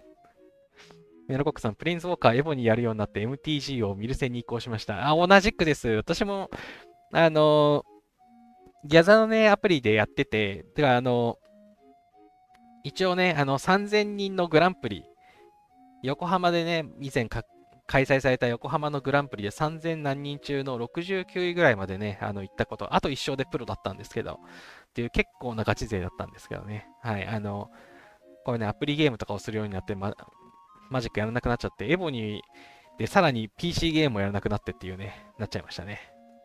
まあまあいいや。私、クソガチ勢でした。冬月さん、担当官にも補佐官がついてもいいですよね、そろそろ。なんか、そういう、なんていうか、コストの低い、追加機能拡張ってね、今後生まれそうですよね。よいしょ。思い出した。そう。このお知らせ。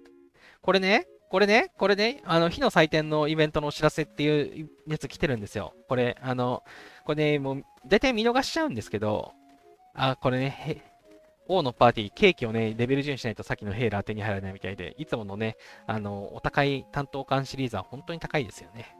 まあ、それはいいとして、他のイベントのとこに、ログインリワード、ブルーハットのコレクション、沈没の神殿の訪問、超お得な育成、スーパーリュコンドって、まあ、いろいろ書いてあるんですけど、沈黙の神殿の訪問がないんですよ、うちのサーバー。で、他のね、サーバーで、まあなんか魚釣りみたいななんかイベントがあるっていうのはね、ちょっと X で見かけたんですけども、うちのサーバーないんですよ。これないのに書くなよっていう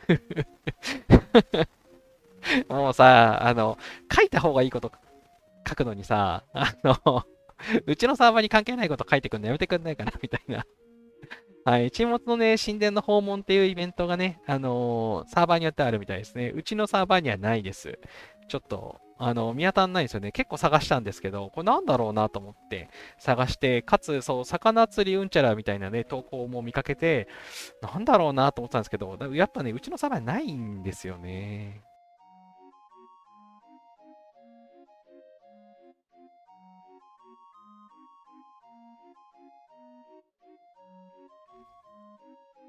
あ、まさはるさん、こんにちは。コメントありがとうございます。ボイチさん、ヘスティア、ローランドと組める貴重な騎兵将軍ですね。運よくゲットできて、ローランドの赤星つける決心がつきました。あ、いいですね。ローランド先生はね、遺跡のこの報酬で出てきますんで、素晴らしいですよね。ローランドと組めるんだ。なるほど。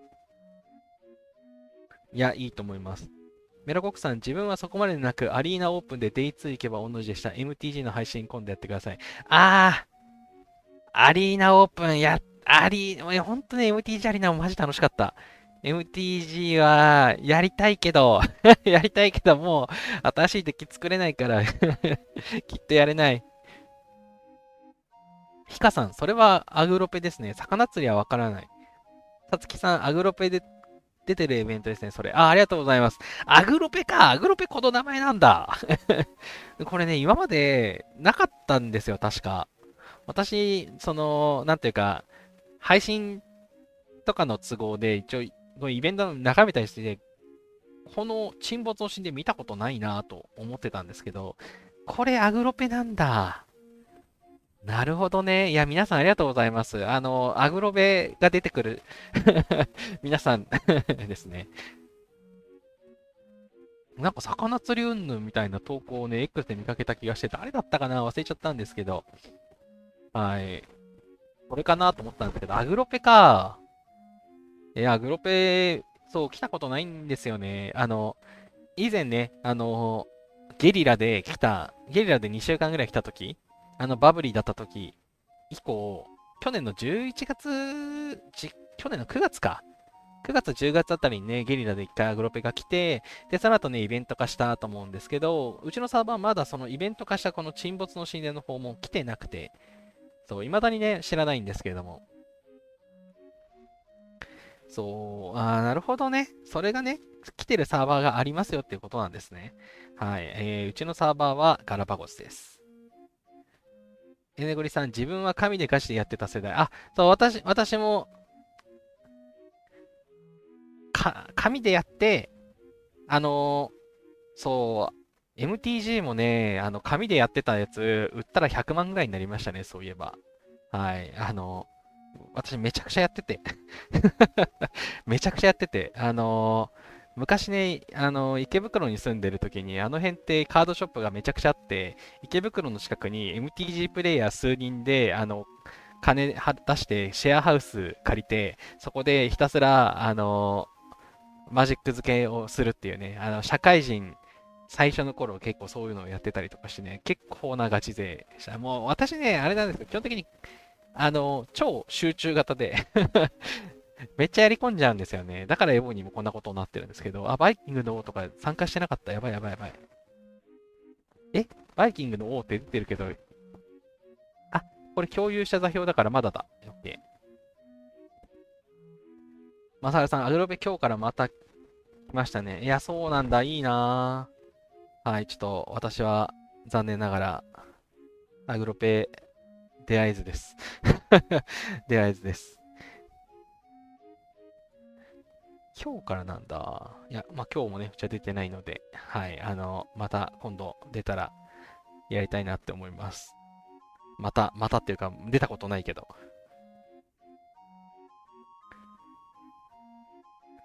てか、さらっとコメント読んじゃったけど、さつきさん初コメですね。ありがとうございます。きみさん、ゲームシェアハウス、夢いやー、やばいですよ。みんなでそうゲームをするだけのシェアハウス。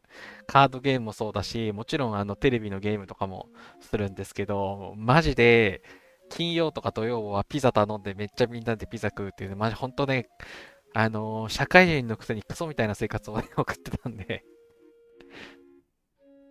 マサールさん、文明の衝突って今回1回のみなんですかね。いや、一応ね、2回ご招待するっていうのが確か来てたんですよ。私ね、保存するの忘れちゃったんで、遡れるかな来てたと思うんですよ。っていうのが、宝探しの旅があるから、この辺ワンチャンある気がする。これ。これ、違う、レイダースクエストとは違うな。文明の衝突。宝探しクエストの前後な気がするから、2回招待しますよって確かね、お知らせ来てたと思うので、なんか表示消えちゃったんですけど、来ると思うんですよねっていうのをさっきも話をしていて、ギリギリ遡れそうな気がしてきたので、5月16。5月16じゃない、5月15だね。これワンチャン、そろそろありそうな気がする。そう、確かイベントのところに来てたんですよね。あなたはなんちゃらに残りました。招待します。みたいなのが。ペソンペソンさん、魚釣りなのは活躍度で鍵もらえて、サーバー全体でその鍵を使用して200回目を使った人の周りにアグロバが大量発生するイベントだから、魚釣りと言われているかと。あ、そういうことですね。いや、ありがとうございます。なるほど。単純に揶揄したい、あれなのか。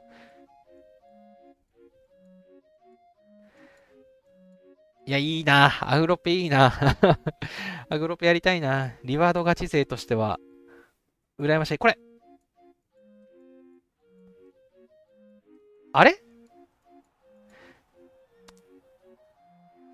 次回の文明の衝突戦場に招待します。なんか、1個しか来てなかったか。これね、前、前回の3月かなんかの時には2通来たんですけど、今回1通だからもしかして今週ないんじゃないか。今週ないのか。ないのかな。残念すぎるんだけど。マジマジ。はい。文明の衝突のマークが消えたのは、そういうことというか、今回の文明の衝突の戦場って、報酬めっちゃ良かったじゃないですか。それって、あれかもしれないですね。2回分だったのが1回に集約されたからかもしれないですね。これちょっとちゃんと見れてなかったのかもな。でも戦場2回あるって読んだような気がしたけど、バナーなくなってるから、バーナーじゃなかった。バナーがなくなってるから、ちょっと、それを確認しようがないのが悲しすぎるな。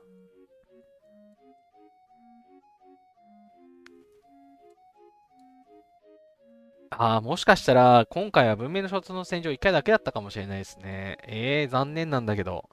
はい、水曜日に、水曜日のリセットのタイミングでバナーが復活してくれることを、祈ってます。えー戦場楽しいからやりたかったのに。さつきさん、いくつかのサーバーにお城を置いてちょっとずつ遊んでるんですが、お城、サーバーによってイベントが多少違いますね。初コメでした、こんばんは。ありがとうございます。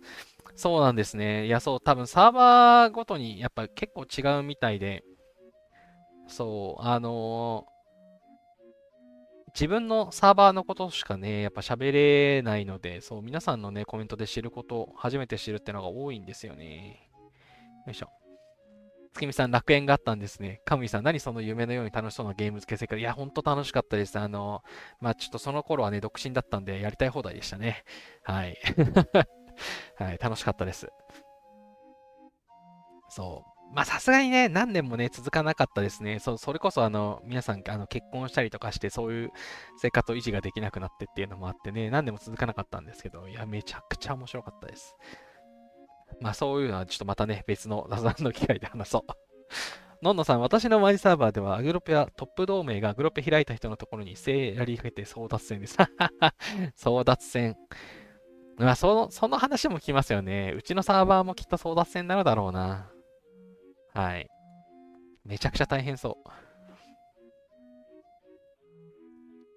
ただでさえね、今週もありますけど、ユミルとかパーンがもう本当に競争で、みんなね、ジェム使ったり、加速使ってやってて、もうなんか、疲れるなって思ってるんで、スタミナが損はもう最近はね別にいいんですけど、単純に空振りになった行軍もったいなくてめんどくさくてもうなんかもはやユーミルいいのかなって思い始めてきました。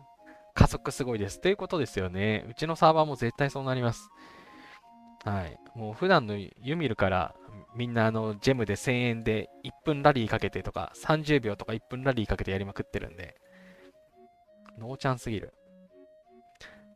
はい。さて、いろいろ話をしてきたんで、ちょっとイベントのね、ところを、これまだやってなかったんでやりたいなと思って、ちょっと画面切り替えてこっちやっていこうかな。今回初めて見ますね、邪悪なドラゴンとの死闘っていうなんかイベントが来ていますというところで、これ私ね、実は貯めててまだやってないですと。右上のね、この無料宝箱は毎回もらっていますと。で、1日の上限数5個ですとかで、モンスター討伐で5個もらえるってあるんですけど、なんかもっともらえてる気がするんですけど、これはどうなんだろうな。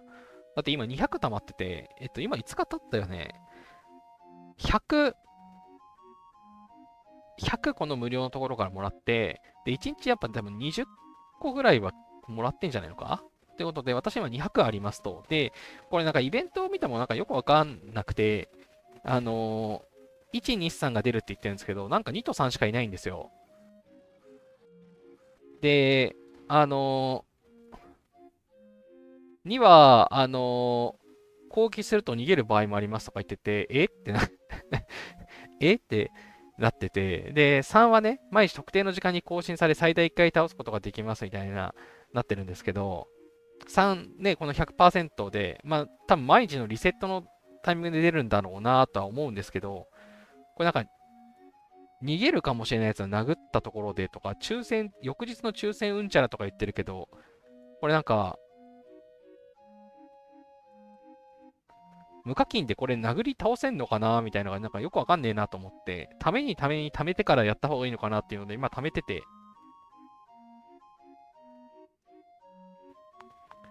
かさみさん、左上の050はデイリーリワードですよ。そうなの？これデイリーリワードなの？累積かと思ってた。じゃあ私5日分損してるわ。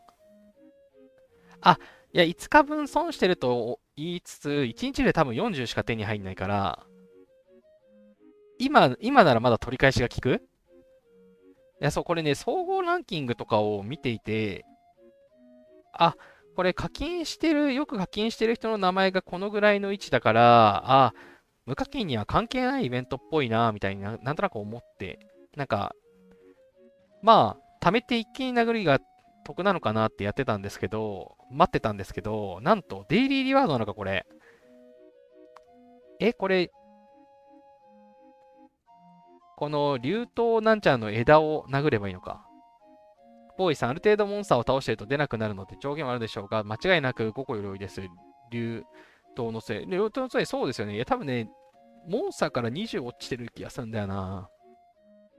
かずみさん、10連の間に無料殴りが結構挟むので意外といけます。あ、そうなんだ。じゃあ10連殴りするか。これ、3と2、なんかどっちがいいってあるんです？なんか、倒せなかったら3殴っても意味なさそうな気もするし、これ何なんだろうなっていう、なんか、これデイリーなのか、リセットって書いてくれよ。なるほどね。なるほどね。この埃まみれとかは、このリセット感がある、そのインターフェース、ここにも無料更新回数みたいなの書いてあって、リセットするんだがわかるから、それ書いてないってことは、なんだっけ、タロット占いみたいなやつなのかなみたいな。この50の後に150とか出てくるのかなみたいな思ってたんだけど、違うのね。マサールさん、3は無課金でも倒せます。倒せるんだ。じゃあ倒すか。倒そう。じゃあちょっと殴ってみよう、性格溜まってるから。10回攻撃。ペソンビスで200あれば何回か倒せますよ。へえ。かすみさん、私は2がいなくて3しか殴れませんが、50回では倒せませんが、60以内に結構倒せるイメージです。そうなんだ。じゃあもう200もあるから殴ろう。ぶん殴ります。皆さんありがとうございます。殴れ。結構物理。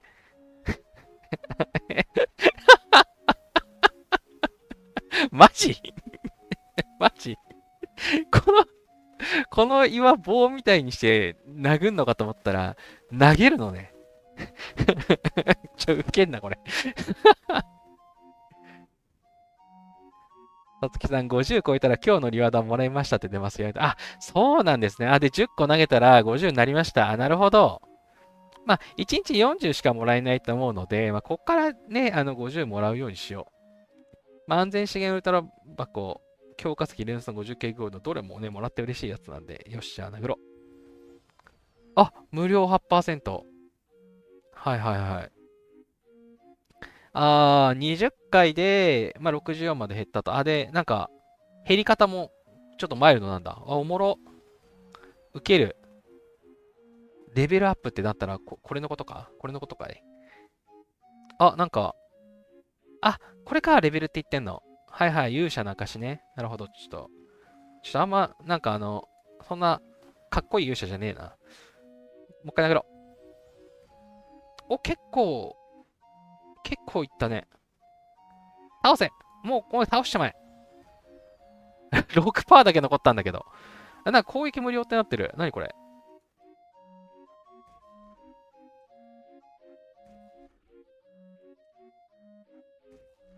え、なんで無料なの？優しい。優しい世界。ああ、倒した。ということで、やったああ、これでデイリーがおしまいなのか。ああ、なるほどね。いや、ありがとうございます。ああ、で、このなんかレベルがね、レベル分かりづらいんだけど、どこでレベルを見てたんだい？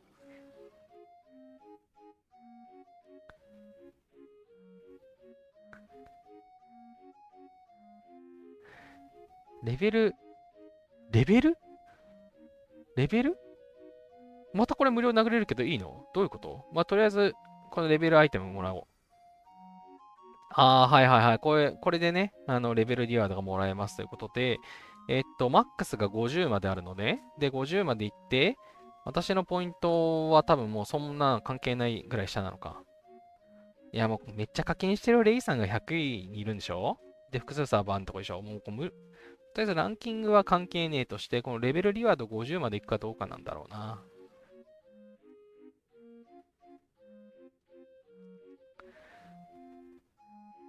冬月さん、お世話になってるファフニールに枝を殴りつける鬼の所業。確かに、鬼畜ですね。これもなんかちょっと闇落ちしたケルティックなんですかね。ちょっと竜の形状が違いますけど。はい、ファフフルボッコンしちゃいましたね。さつきさん、木の枝投げつけて倒せるドラゴンって思っちゃいますよね。いや、そう、なんかなんていうか、これ、この木の枝投げるのシュールすぎるでしょ。かすみさん、上のバナーですね。レベル、ここの切り替えで見るしか多分ないんですかね。このレベルの増え方みたいなのって。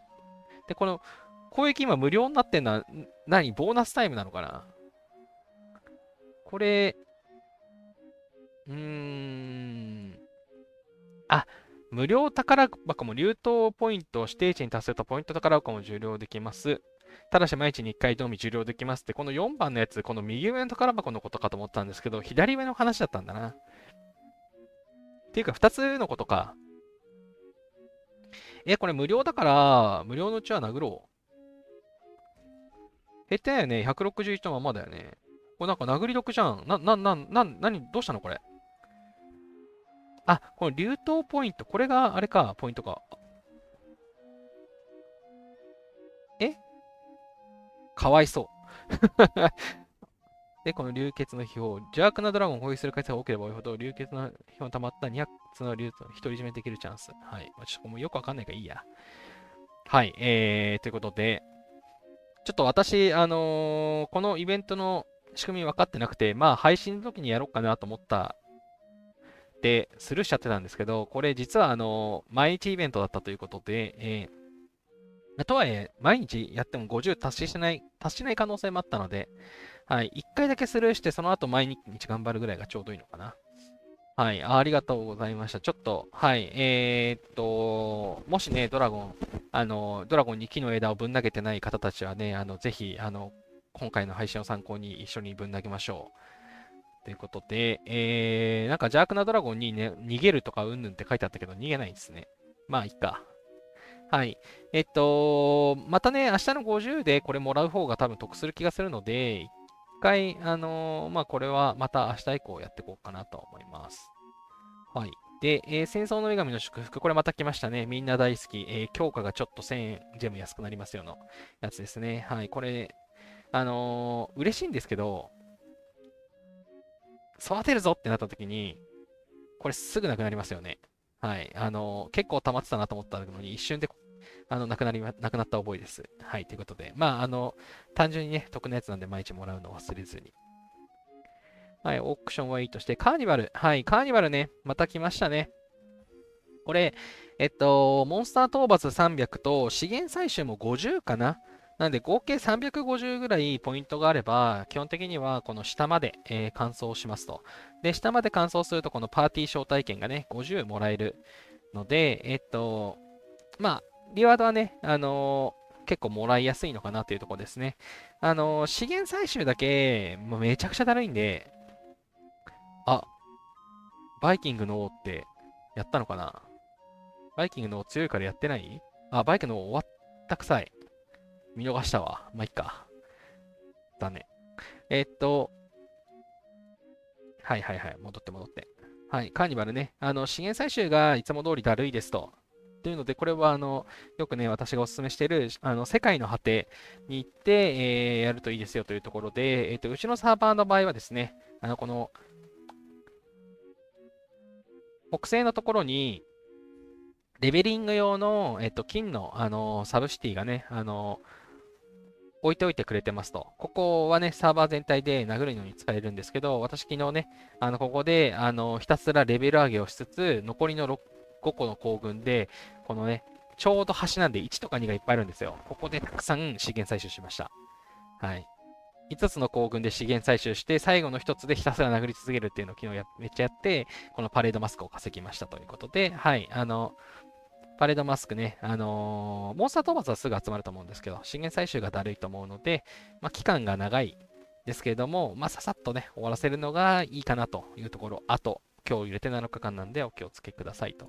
で、リワード引き換えは、まあ、いつも通りですね、ちょっといい将軍と、レアアイテムという感じになっていますと。で、無課金でも550集まる感じになっていますと。で、ブローチ側は、皆さんね、足りないやつを、今足りないやつをあげるのがいいのかなと思っていますが、私はね、ルーン、今、急ぎで集めたいので、ルーン交換しようかなって思ってます。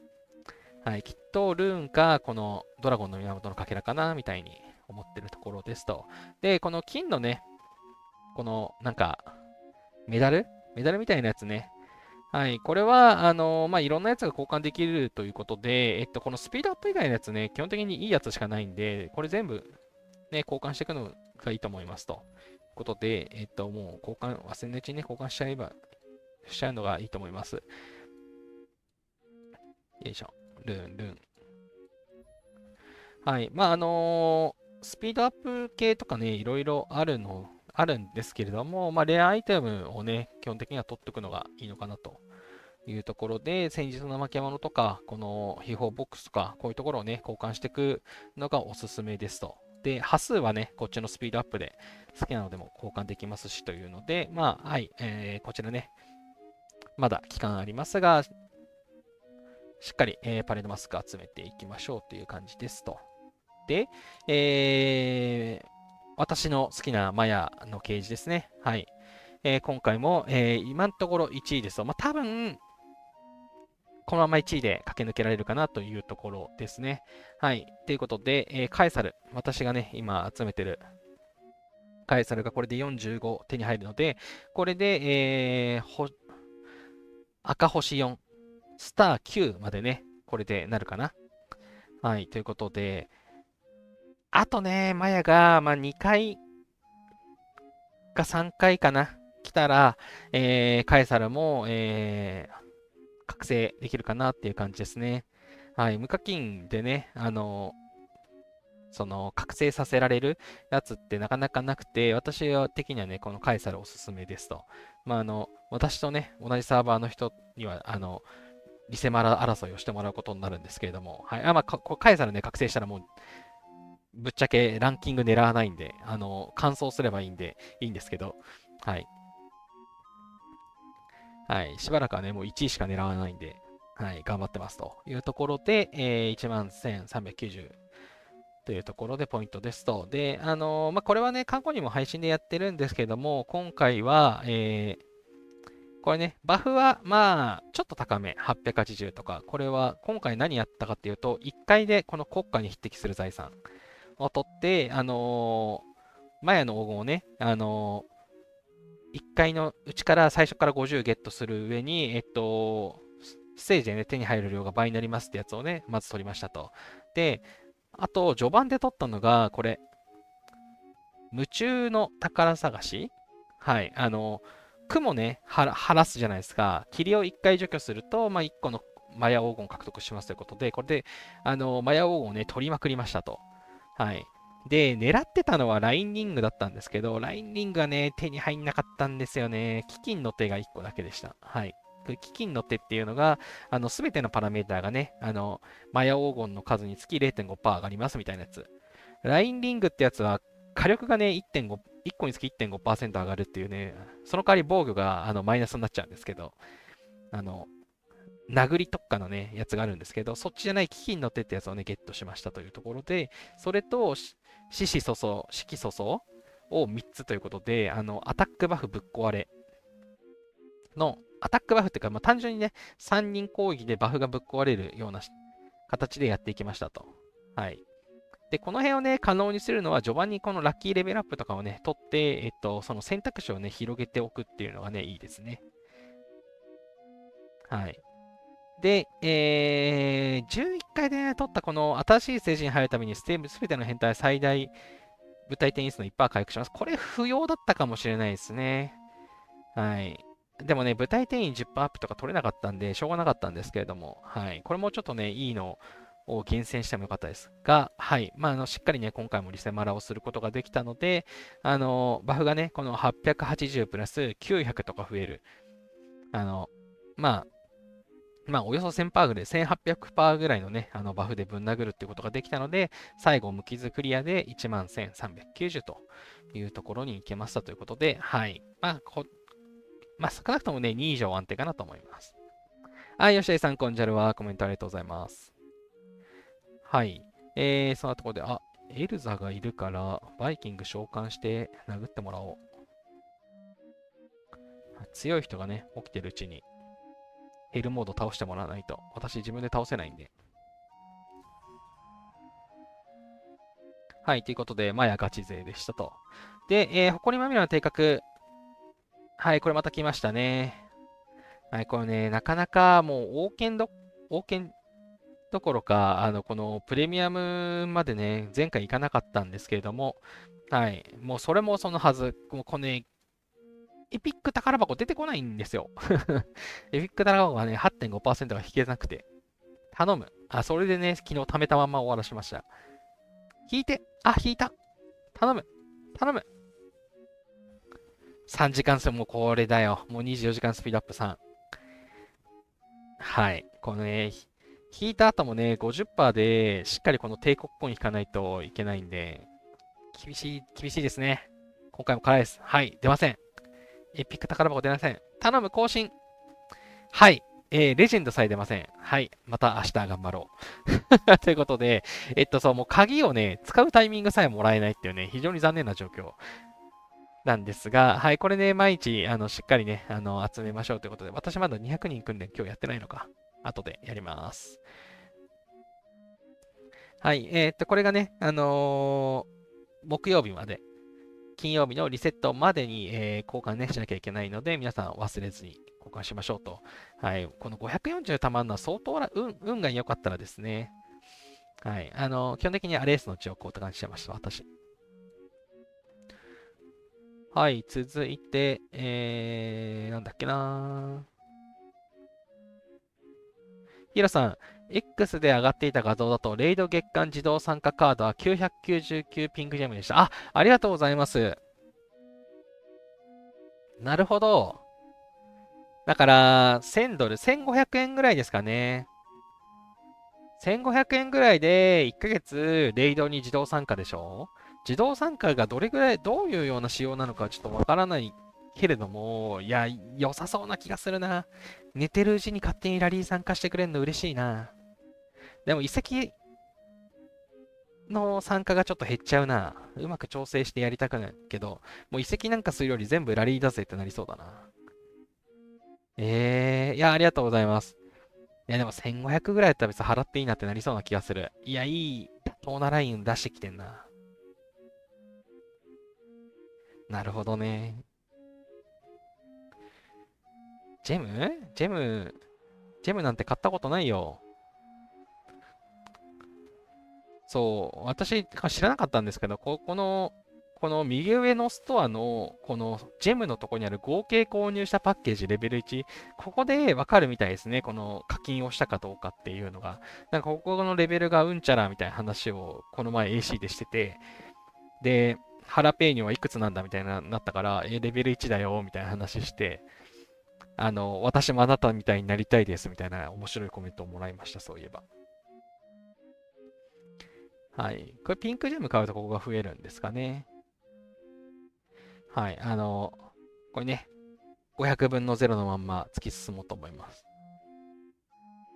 かすみさん、これワンチャン無課金でも OK もらえます。そうなんですよ。このワンチャン、もう OK がね、もらえる可能性があまりにも少ないので、そう、このワンチャンにかけてるんですけど、今んとこね、2回ダメでした。はい。3回目も今のところ非常にダメそうです。もうまだもう80しかないもん。80しか出ないし、もう今日なんかもうピカピカ来ないし。ひどいよ。こんなのってないよ。はい。ちょっと、明日ね、運が良ければ、これね、この帝国コイン100、これ2%をね、2%を引ければワンチャンあるんで、はい、2%引きたいなと思います。ヒロさん、それと、うちのサーバーはアグロペア来ているんですが、X で見た釣りらしきイベントとは違いました。あ、やっぱ釣りイベントってやっぱ別であるんですかね。まあ、なんか、時間が経ったら来るのかなと思う。サーバーのミラクルシーズンはね、それで来たんですけど、まあ、アグロペに至ってはもう、私のところ半年ぐらい来てないからな。ちょっとそろそろ運営さんお願いしますよ。判断基準がいつも通りよくわからないよ。はい。透明ボスとかね、まあ、いつも通り、カタナウムあります。シャロンね、あります。シャロンね、今週で、4ラウンド目ですね。はい。メジャーリーグの方たちは、ここで上位になると、来週以降のね、ところもいけると思うので、ぜひ頑張ってください。私はね、エリートリングなんであんま関係ないんですけど。コンスタートガウガメラも今回でラウンド4ですということで、来週とかが休みのシーズンかなって感じがしますね。もしくは調整。で、ワンラウンドだけみたいなやつかなと思いますが、はい。また多分ね、コンスタートガウガメラはお休みに入っちゃうのかなと思いますというところですかね。はい。で、あと、これ新しく増えたやつね、またこれもやってないんですよ。公爵の秘蔵。はい。これね、活躍度が110に対すると毎日15個手に入るということで、今日で私1回も使ってないこの75個のスタンプがありますと。で、これもね、見たんですけど、まあ、なんかよく読んでもようわからんなっていう。はい。とりあえず、課金か活躍度クエストを達成するとスタンプがもらえますと。で、そのスタンプで宝箱を開くとアイテムがもらえますみたいなね、ところだと思いますと。で、特定のラインの巻物をすべて回復すると、開封するとそのラインの宝箱リワードを入手することができます。すべての巻物を開封すると究極リワードを入手できますみたいなね。巻物って書いたり宝箱って書いたりどうなってるんですかねって思ったんですけど、まあ宝箱って読み替えていいのか、それともこれが巻物なのかなとかね、よくわかんないですね。宝箱もさ、これ紫と青の違いがあるんですけど、当然紫がいいやつだよねとかね。よくわかんないですが。はい、ということで、まあなんか、確率で、まあいろいろ当たるんですけれども、この将軍エキスポ以外は基本的にどれ当たっても、まあ別にそれなりに嬉しいかなという感じだったので、はい、そう、これもね、配信でやっていこうと思ってあげて待ってましたと。で、この75個のスタンプなんですけど、1個開けるのどれぐらい必要なんだ？リワード。えあ、なるほど。この宝箱を開けるのかと思ったけど、この宝箱がもらえる、あれなのか、この列の話 5×5。なるほどね。なるほどね。じゃあどれ欲しいかな。これ資源箱ウルトラレア200もらえる盾。マジいいじゃん。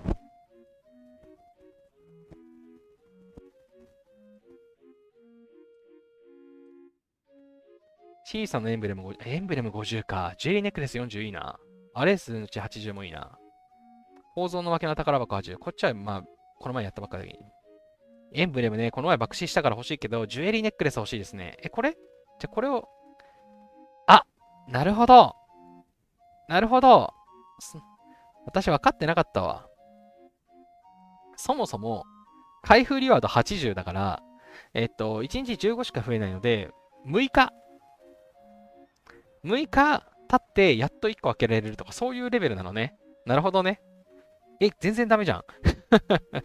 全然ダメじゃないですか。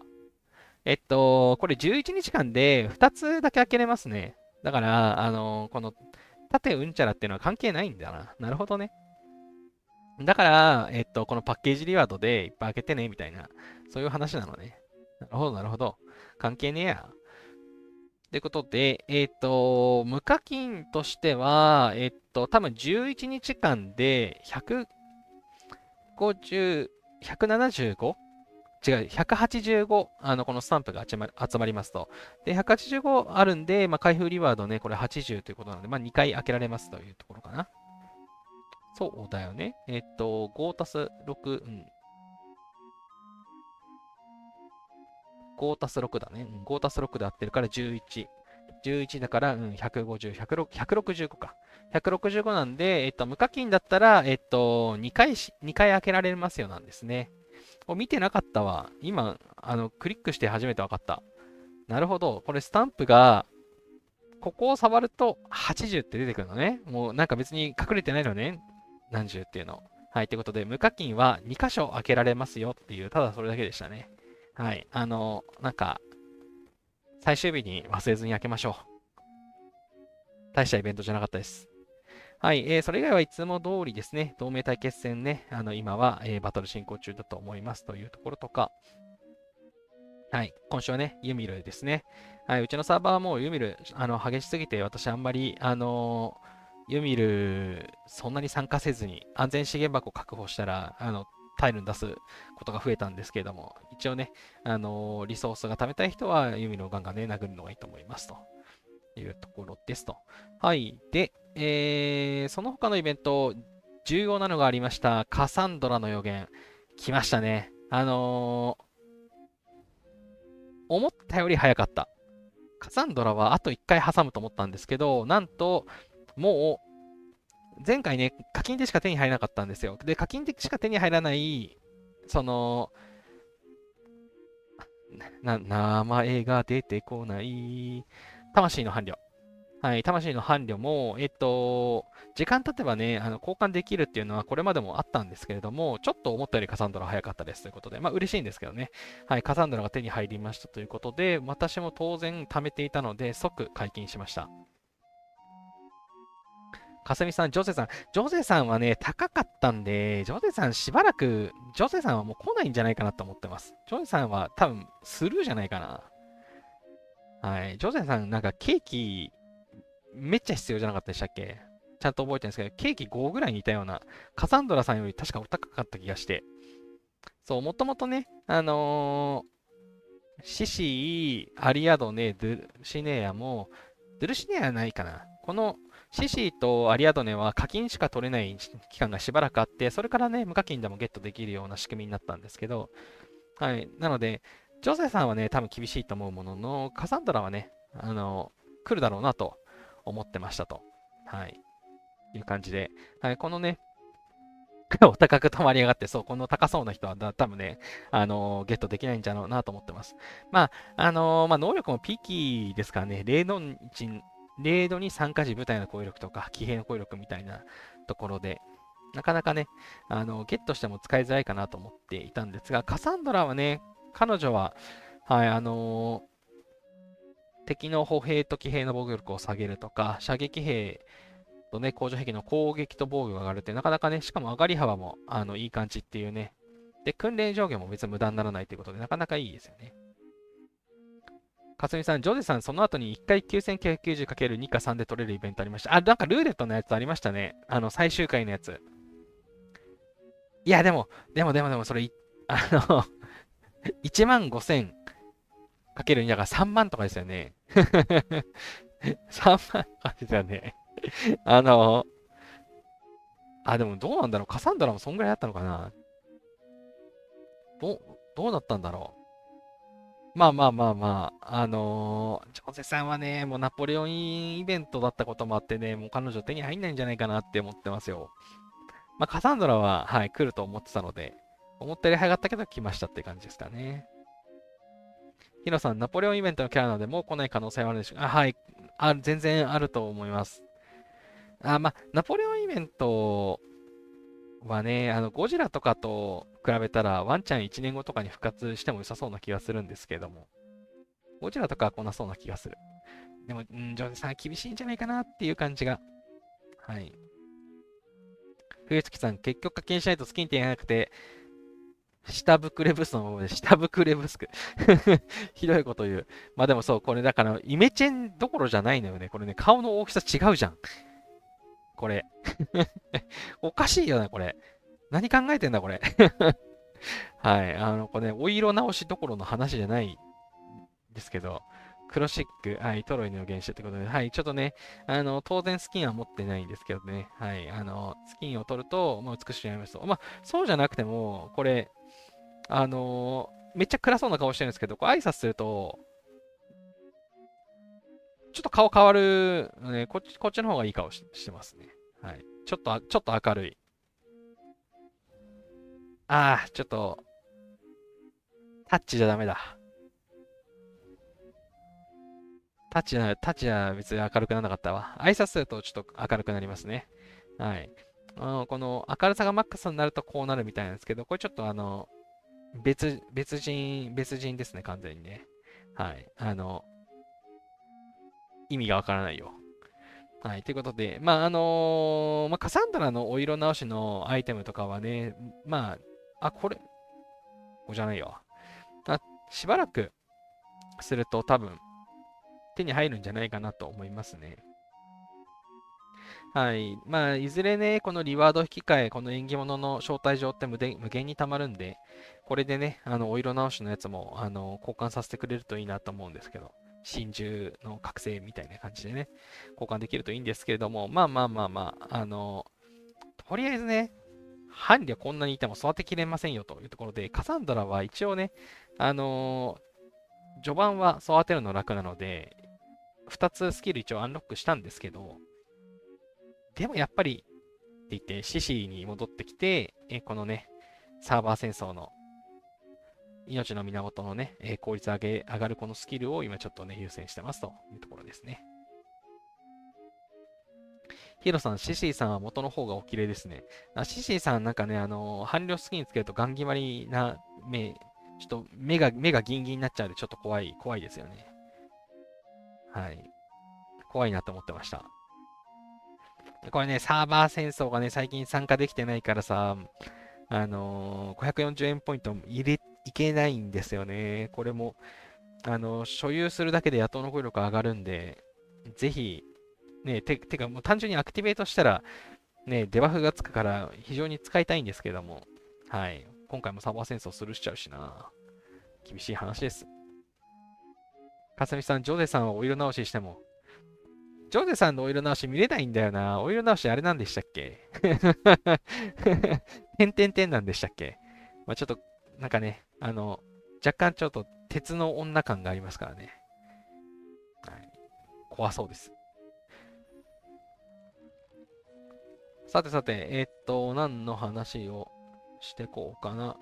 右からサミットトライアルが、新しい期間になりましたということで、私、ルイ9世しか持ってないんですけど、ジャンバルマンみたいな人と、リクソンをね、持っていると、まあなんか、リワードがもらえますよというところなんですけど、スターレベルね、上げなきゃいけないやつなんで気をつけてくださいねというところで、まあこれ私にはちょっと縁がなさそうな感じ。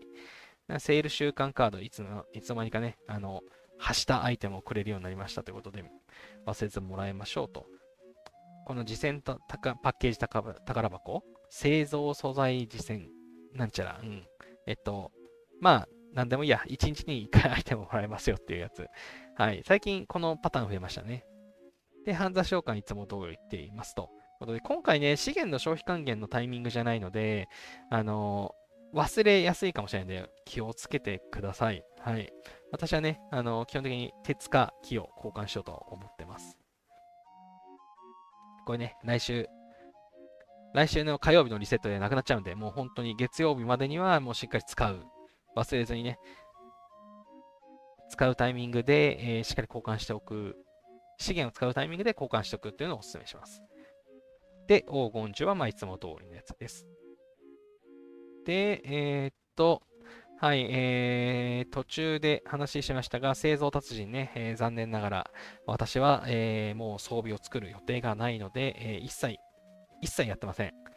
一切やってません。で、次のね、金曜日からは、サイクルが順番通りであれば、ここのカレンダーにも書いたんですけども、戦術研究かなって思ってます。はい。戦術研究来るかなって思ってるんですけど、ちょっと、わからない。ぜひ来てほしい。ちょうどね、スピードアップの還元タイミングなんで。はい。前回がスピード、スーパー強化、今回製造達人ってなると、次は、戦術研究っていうね、順番にまたなってくるといいなと思ってます。はい。で、同盟月間カード、超お得な育成。はい。これね、俺たちの超お得な育成いつ帰ってくるんですかね。真珠アイテムが交換できると嬉しいんですけれども、それもなく、真珠のポイントで上がることもなくというところで、いつものドラゴンのやつです。はい。私はね、ひたすら、テーベに、差を食わせまくっていて、今、10になってるんですけども、このね、ドラゴンコインの交換チャンス、これがなくなったら、頑張ってもしょうがないかなというところで途中で止める気ですということで、おおよそね、ランキング11位ぐらいのところで収まるのかなって、11から20の範囲で収まりそうだなとは思ってますが、はい、引き続きね、やっていこうと思ってます。また、騎士の試練ですね。はい、私はエレクトラを覚醒させたんですけれども、もうすでに50位ですね。これね、1位の人がやばくて、この人ね、結構放置に近かった人が名前変えたんですけど、これ中の人変わったのかな。他のイベントもね、この人高くて、さっきの製造の達人も上にいたでしょ。これね、中の人変わったんじゃないかなって思ってんだよな。これまでずっとほぼ放置に近かった人なんだよな。うちのね、同盟の人なんですけど、前ね、アポカリスって名前だった気がするんですけど、今、フリーなんちゃらみたいなね、レベル1で、1じゃないか、1か2にいた気がしたんだけどな。いた、1。641M35。うん、そう、そんな強い方ではない。そんな強くないからって課金しちゃいけないということは別にないんですけど、この人そんなにヒャッハーしてなかったのに急にどうしたって思っていて、はい、製造達人と、超得な育成は多分ね、ドラゴン持ってなさそうとかいないんだけど、はい、騎士の試練でね、鬼のように RS の血使ってますね。はい。これ取って、ランキングが、今回はいつもよりさらに熾烈な、シェッケルさんもね、毎回 RS の血めっちゃ使ってんだよな。でもこの人、モンスターハント専門だと思うんだけど、すごいな。はい。いろいろ、ランキング模様がありますねというところで、深い方やめよう。はい。で、王のパーティーで、今回新しく出たね、このヘイラーさん、お美しい方が、手に入るようです。ケーキで、レベル10はとても大変だと思います。ということで、いや。はい。で、最後。冬月さん、中身が変わったっていうのはアカウントワイワイ。あ、そうそうそうそうそうそう。もう、知ってるだけで10件近くですかね。アカウント売買で中の人が変わったっていうのが、うちのサーバーでも横行はしてますね。はい。もう名前を変えたり、言語を変えたりっていうところでね、結構わかりやすいパターンもあれば、名前そのまんまだけど、ログイン時間帯が明らかに変わるみたいなとかね、起こったりしているので、RMT、リアルマネートレードがね、横行しているゲームだなとは思いますが、明確にね、利用規約で、NG って書かれてるんで、気をつけていただきたいのですが、はい、正直、私ね、よく名声のチェックとか、こういうランキングをよく見てるので、不穏だなっていうのをね、気ついちゃうんですよね。はい、この方は、先週ぐらいからかね、ちょっと動きが変わったなってなってました。はい。まあ、いいでしょう。消費還元イベント、ジェムですね。もう70万使っちゃいましたということで、はい、ドラゴンにめっちゃ食わせまくったり、技量を上げまくってたら、もうすでに70万使っちゃっていて、これをやってるからね、将軍の強化とかもなかなかできなくて、ジェムってほんと足らないよね。はい。もう装備の強化なんてしばらくできないと思うんだよな。もう上げたいものが多すぎる。ということで、今回もね、ジェム100万で止めておこうかなと思いますと。まあ、すでにね、手持ちで56万あって、100万は余裕で達成ですので、中途半端に来るとね、損しちゃうので、はい、もう100万切りで終わるように、なのでドラゴンのね、餌も上げすぎないように調整していこうかなって思ってます。はい、で、スピードアップの還元です。スピードアップね、5M まで、予定では戦術研究が金曜日に来る見込みなので、そしたらね、この軍事研究所の研究でゴリゴリゴリゴリゴリと使う予定ですということで、まあ、5M はね、余裕で使うかなというところですと。で、建築スピードアップもね、もうほぼ半分使いましたというところで、残りのね、3.5M までもう、多分生産施設をいくつかね、建設することで達成するかなと思っています。はい。で、回復スピードアップ。はい、回復スピードアップも、先週ね、戦場がいっぱいありましたということで、はい、3回の戦場で 1.5M 行きましたと。で、サーバー戦争で回復スピードアップを使わないということが確定したので、今週のね、ガウガメラ、コンスタ、シャロン、ここでうまく調整して 3.5M 使い切ろうかなって思ってます。はい。ということで、そう、BO、戦場でね、回復スピードアップね、調整できるのはね、ちょうどいいですよね。もう今回、K42 がもうね、複数いるっていう、もうサーバー戦争絶望状態なので、はい、逆に戦場で調整しやすい。ということで、はい、スピードアップ、建設スピードアップ、回復スピードアップ、これ全部ね、マックスまで、還元できそうかなと。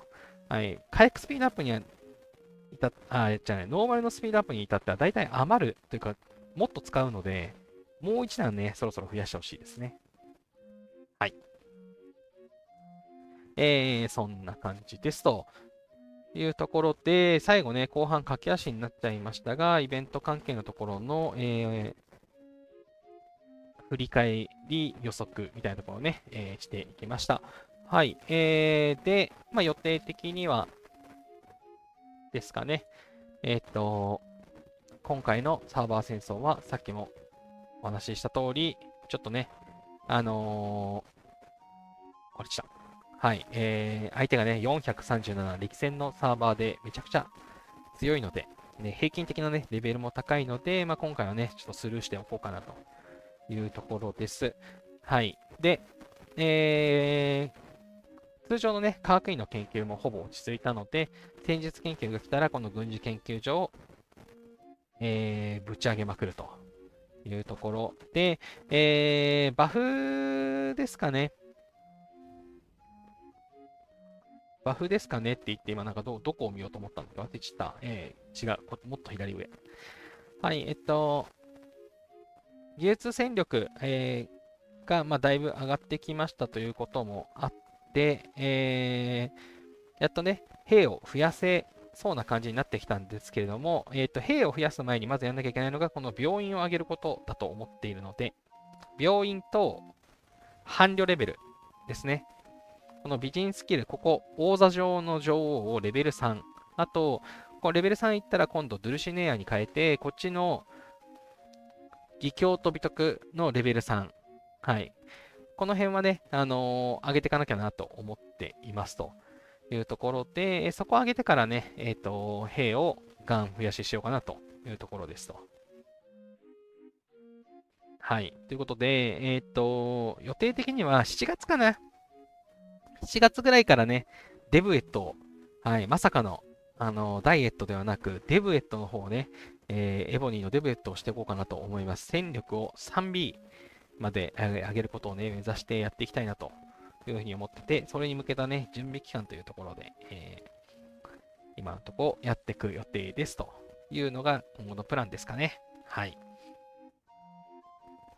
はい、ということで、とりあえずね、戦場でいろいろ活躍できるようになってきたので、今週末のシャロンも、しっかりね、勝って終わりたいなと思います。戦力ランキングに、うちのサーバーでなのかな、ちょっと待ってね。ランキング。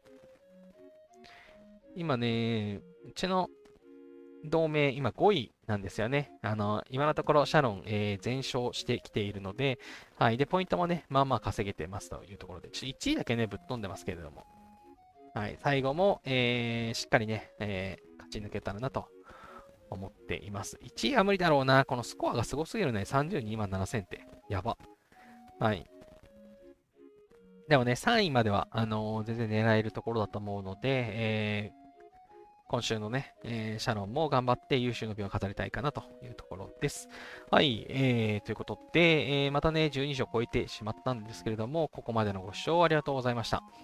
またね、来週何の話しようと思ったんだっけ忘れちゃったんで、はい、またね、サーバー戦争の振り返りはできなそうなので、まあなんか適当な、話題を見つけて話そうと思います。もしね、何かこれ取り上げてほしいよっていう話題があったらね、コメントいただけましたら、そういった話題をね、触れていこうかなと思います。もう、過去にね、言った内容も、なんか新しく見てくださってる方もいらっしゃると思うんでね、繰り返しに、喋ることも重要だなと思っていて、かといって、どれがいいだろうがね、私からだとなんか見つけづらいので、はい、ぜひね、取り上げてほしい話題みたいなのがあったらね、コメントとかでお知らせいただけるとありがたいですという宣伝みたいなことをしておいて、今日はこんなところでおしまいにしましょう。赤上さん、今日も楽しく勉強できました。お疲れ様でした。ありがとうございます。お疲れ様です。はい、ここまでのご視聴ありがとうございました。よかったらね、チャンネル登録や高評価をして、また来週の、配信でお会いできたらと思います。はい。ということで、今週もありがとうございました。おつじゃる様でした。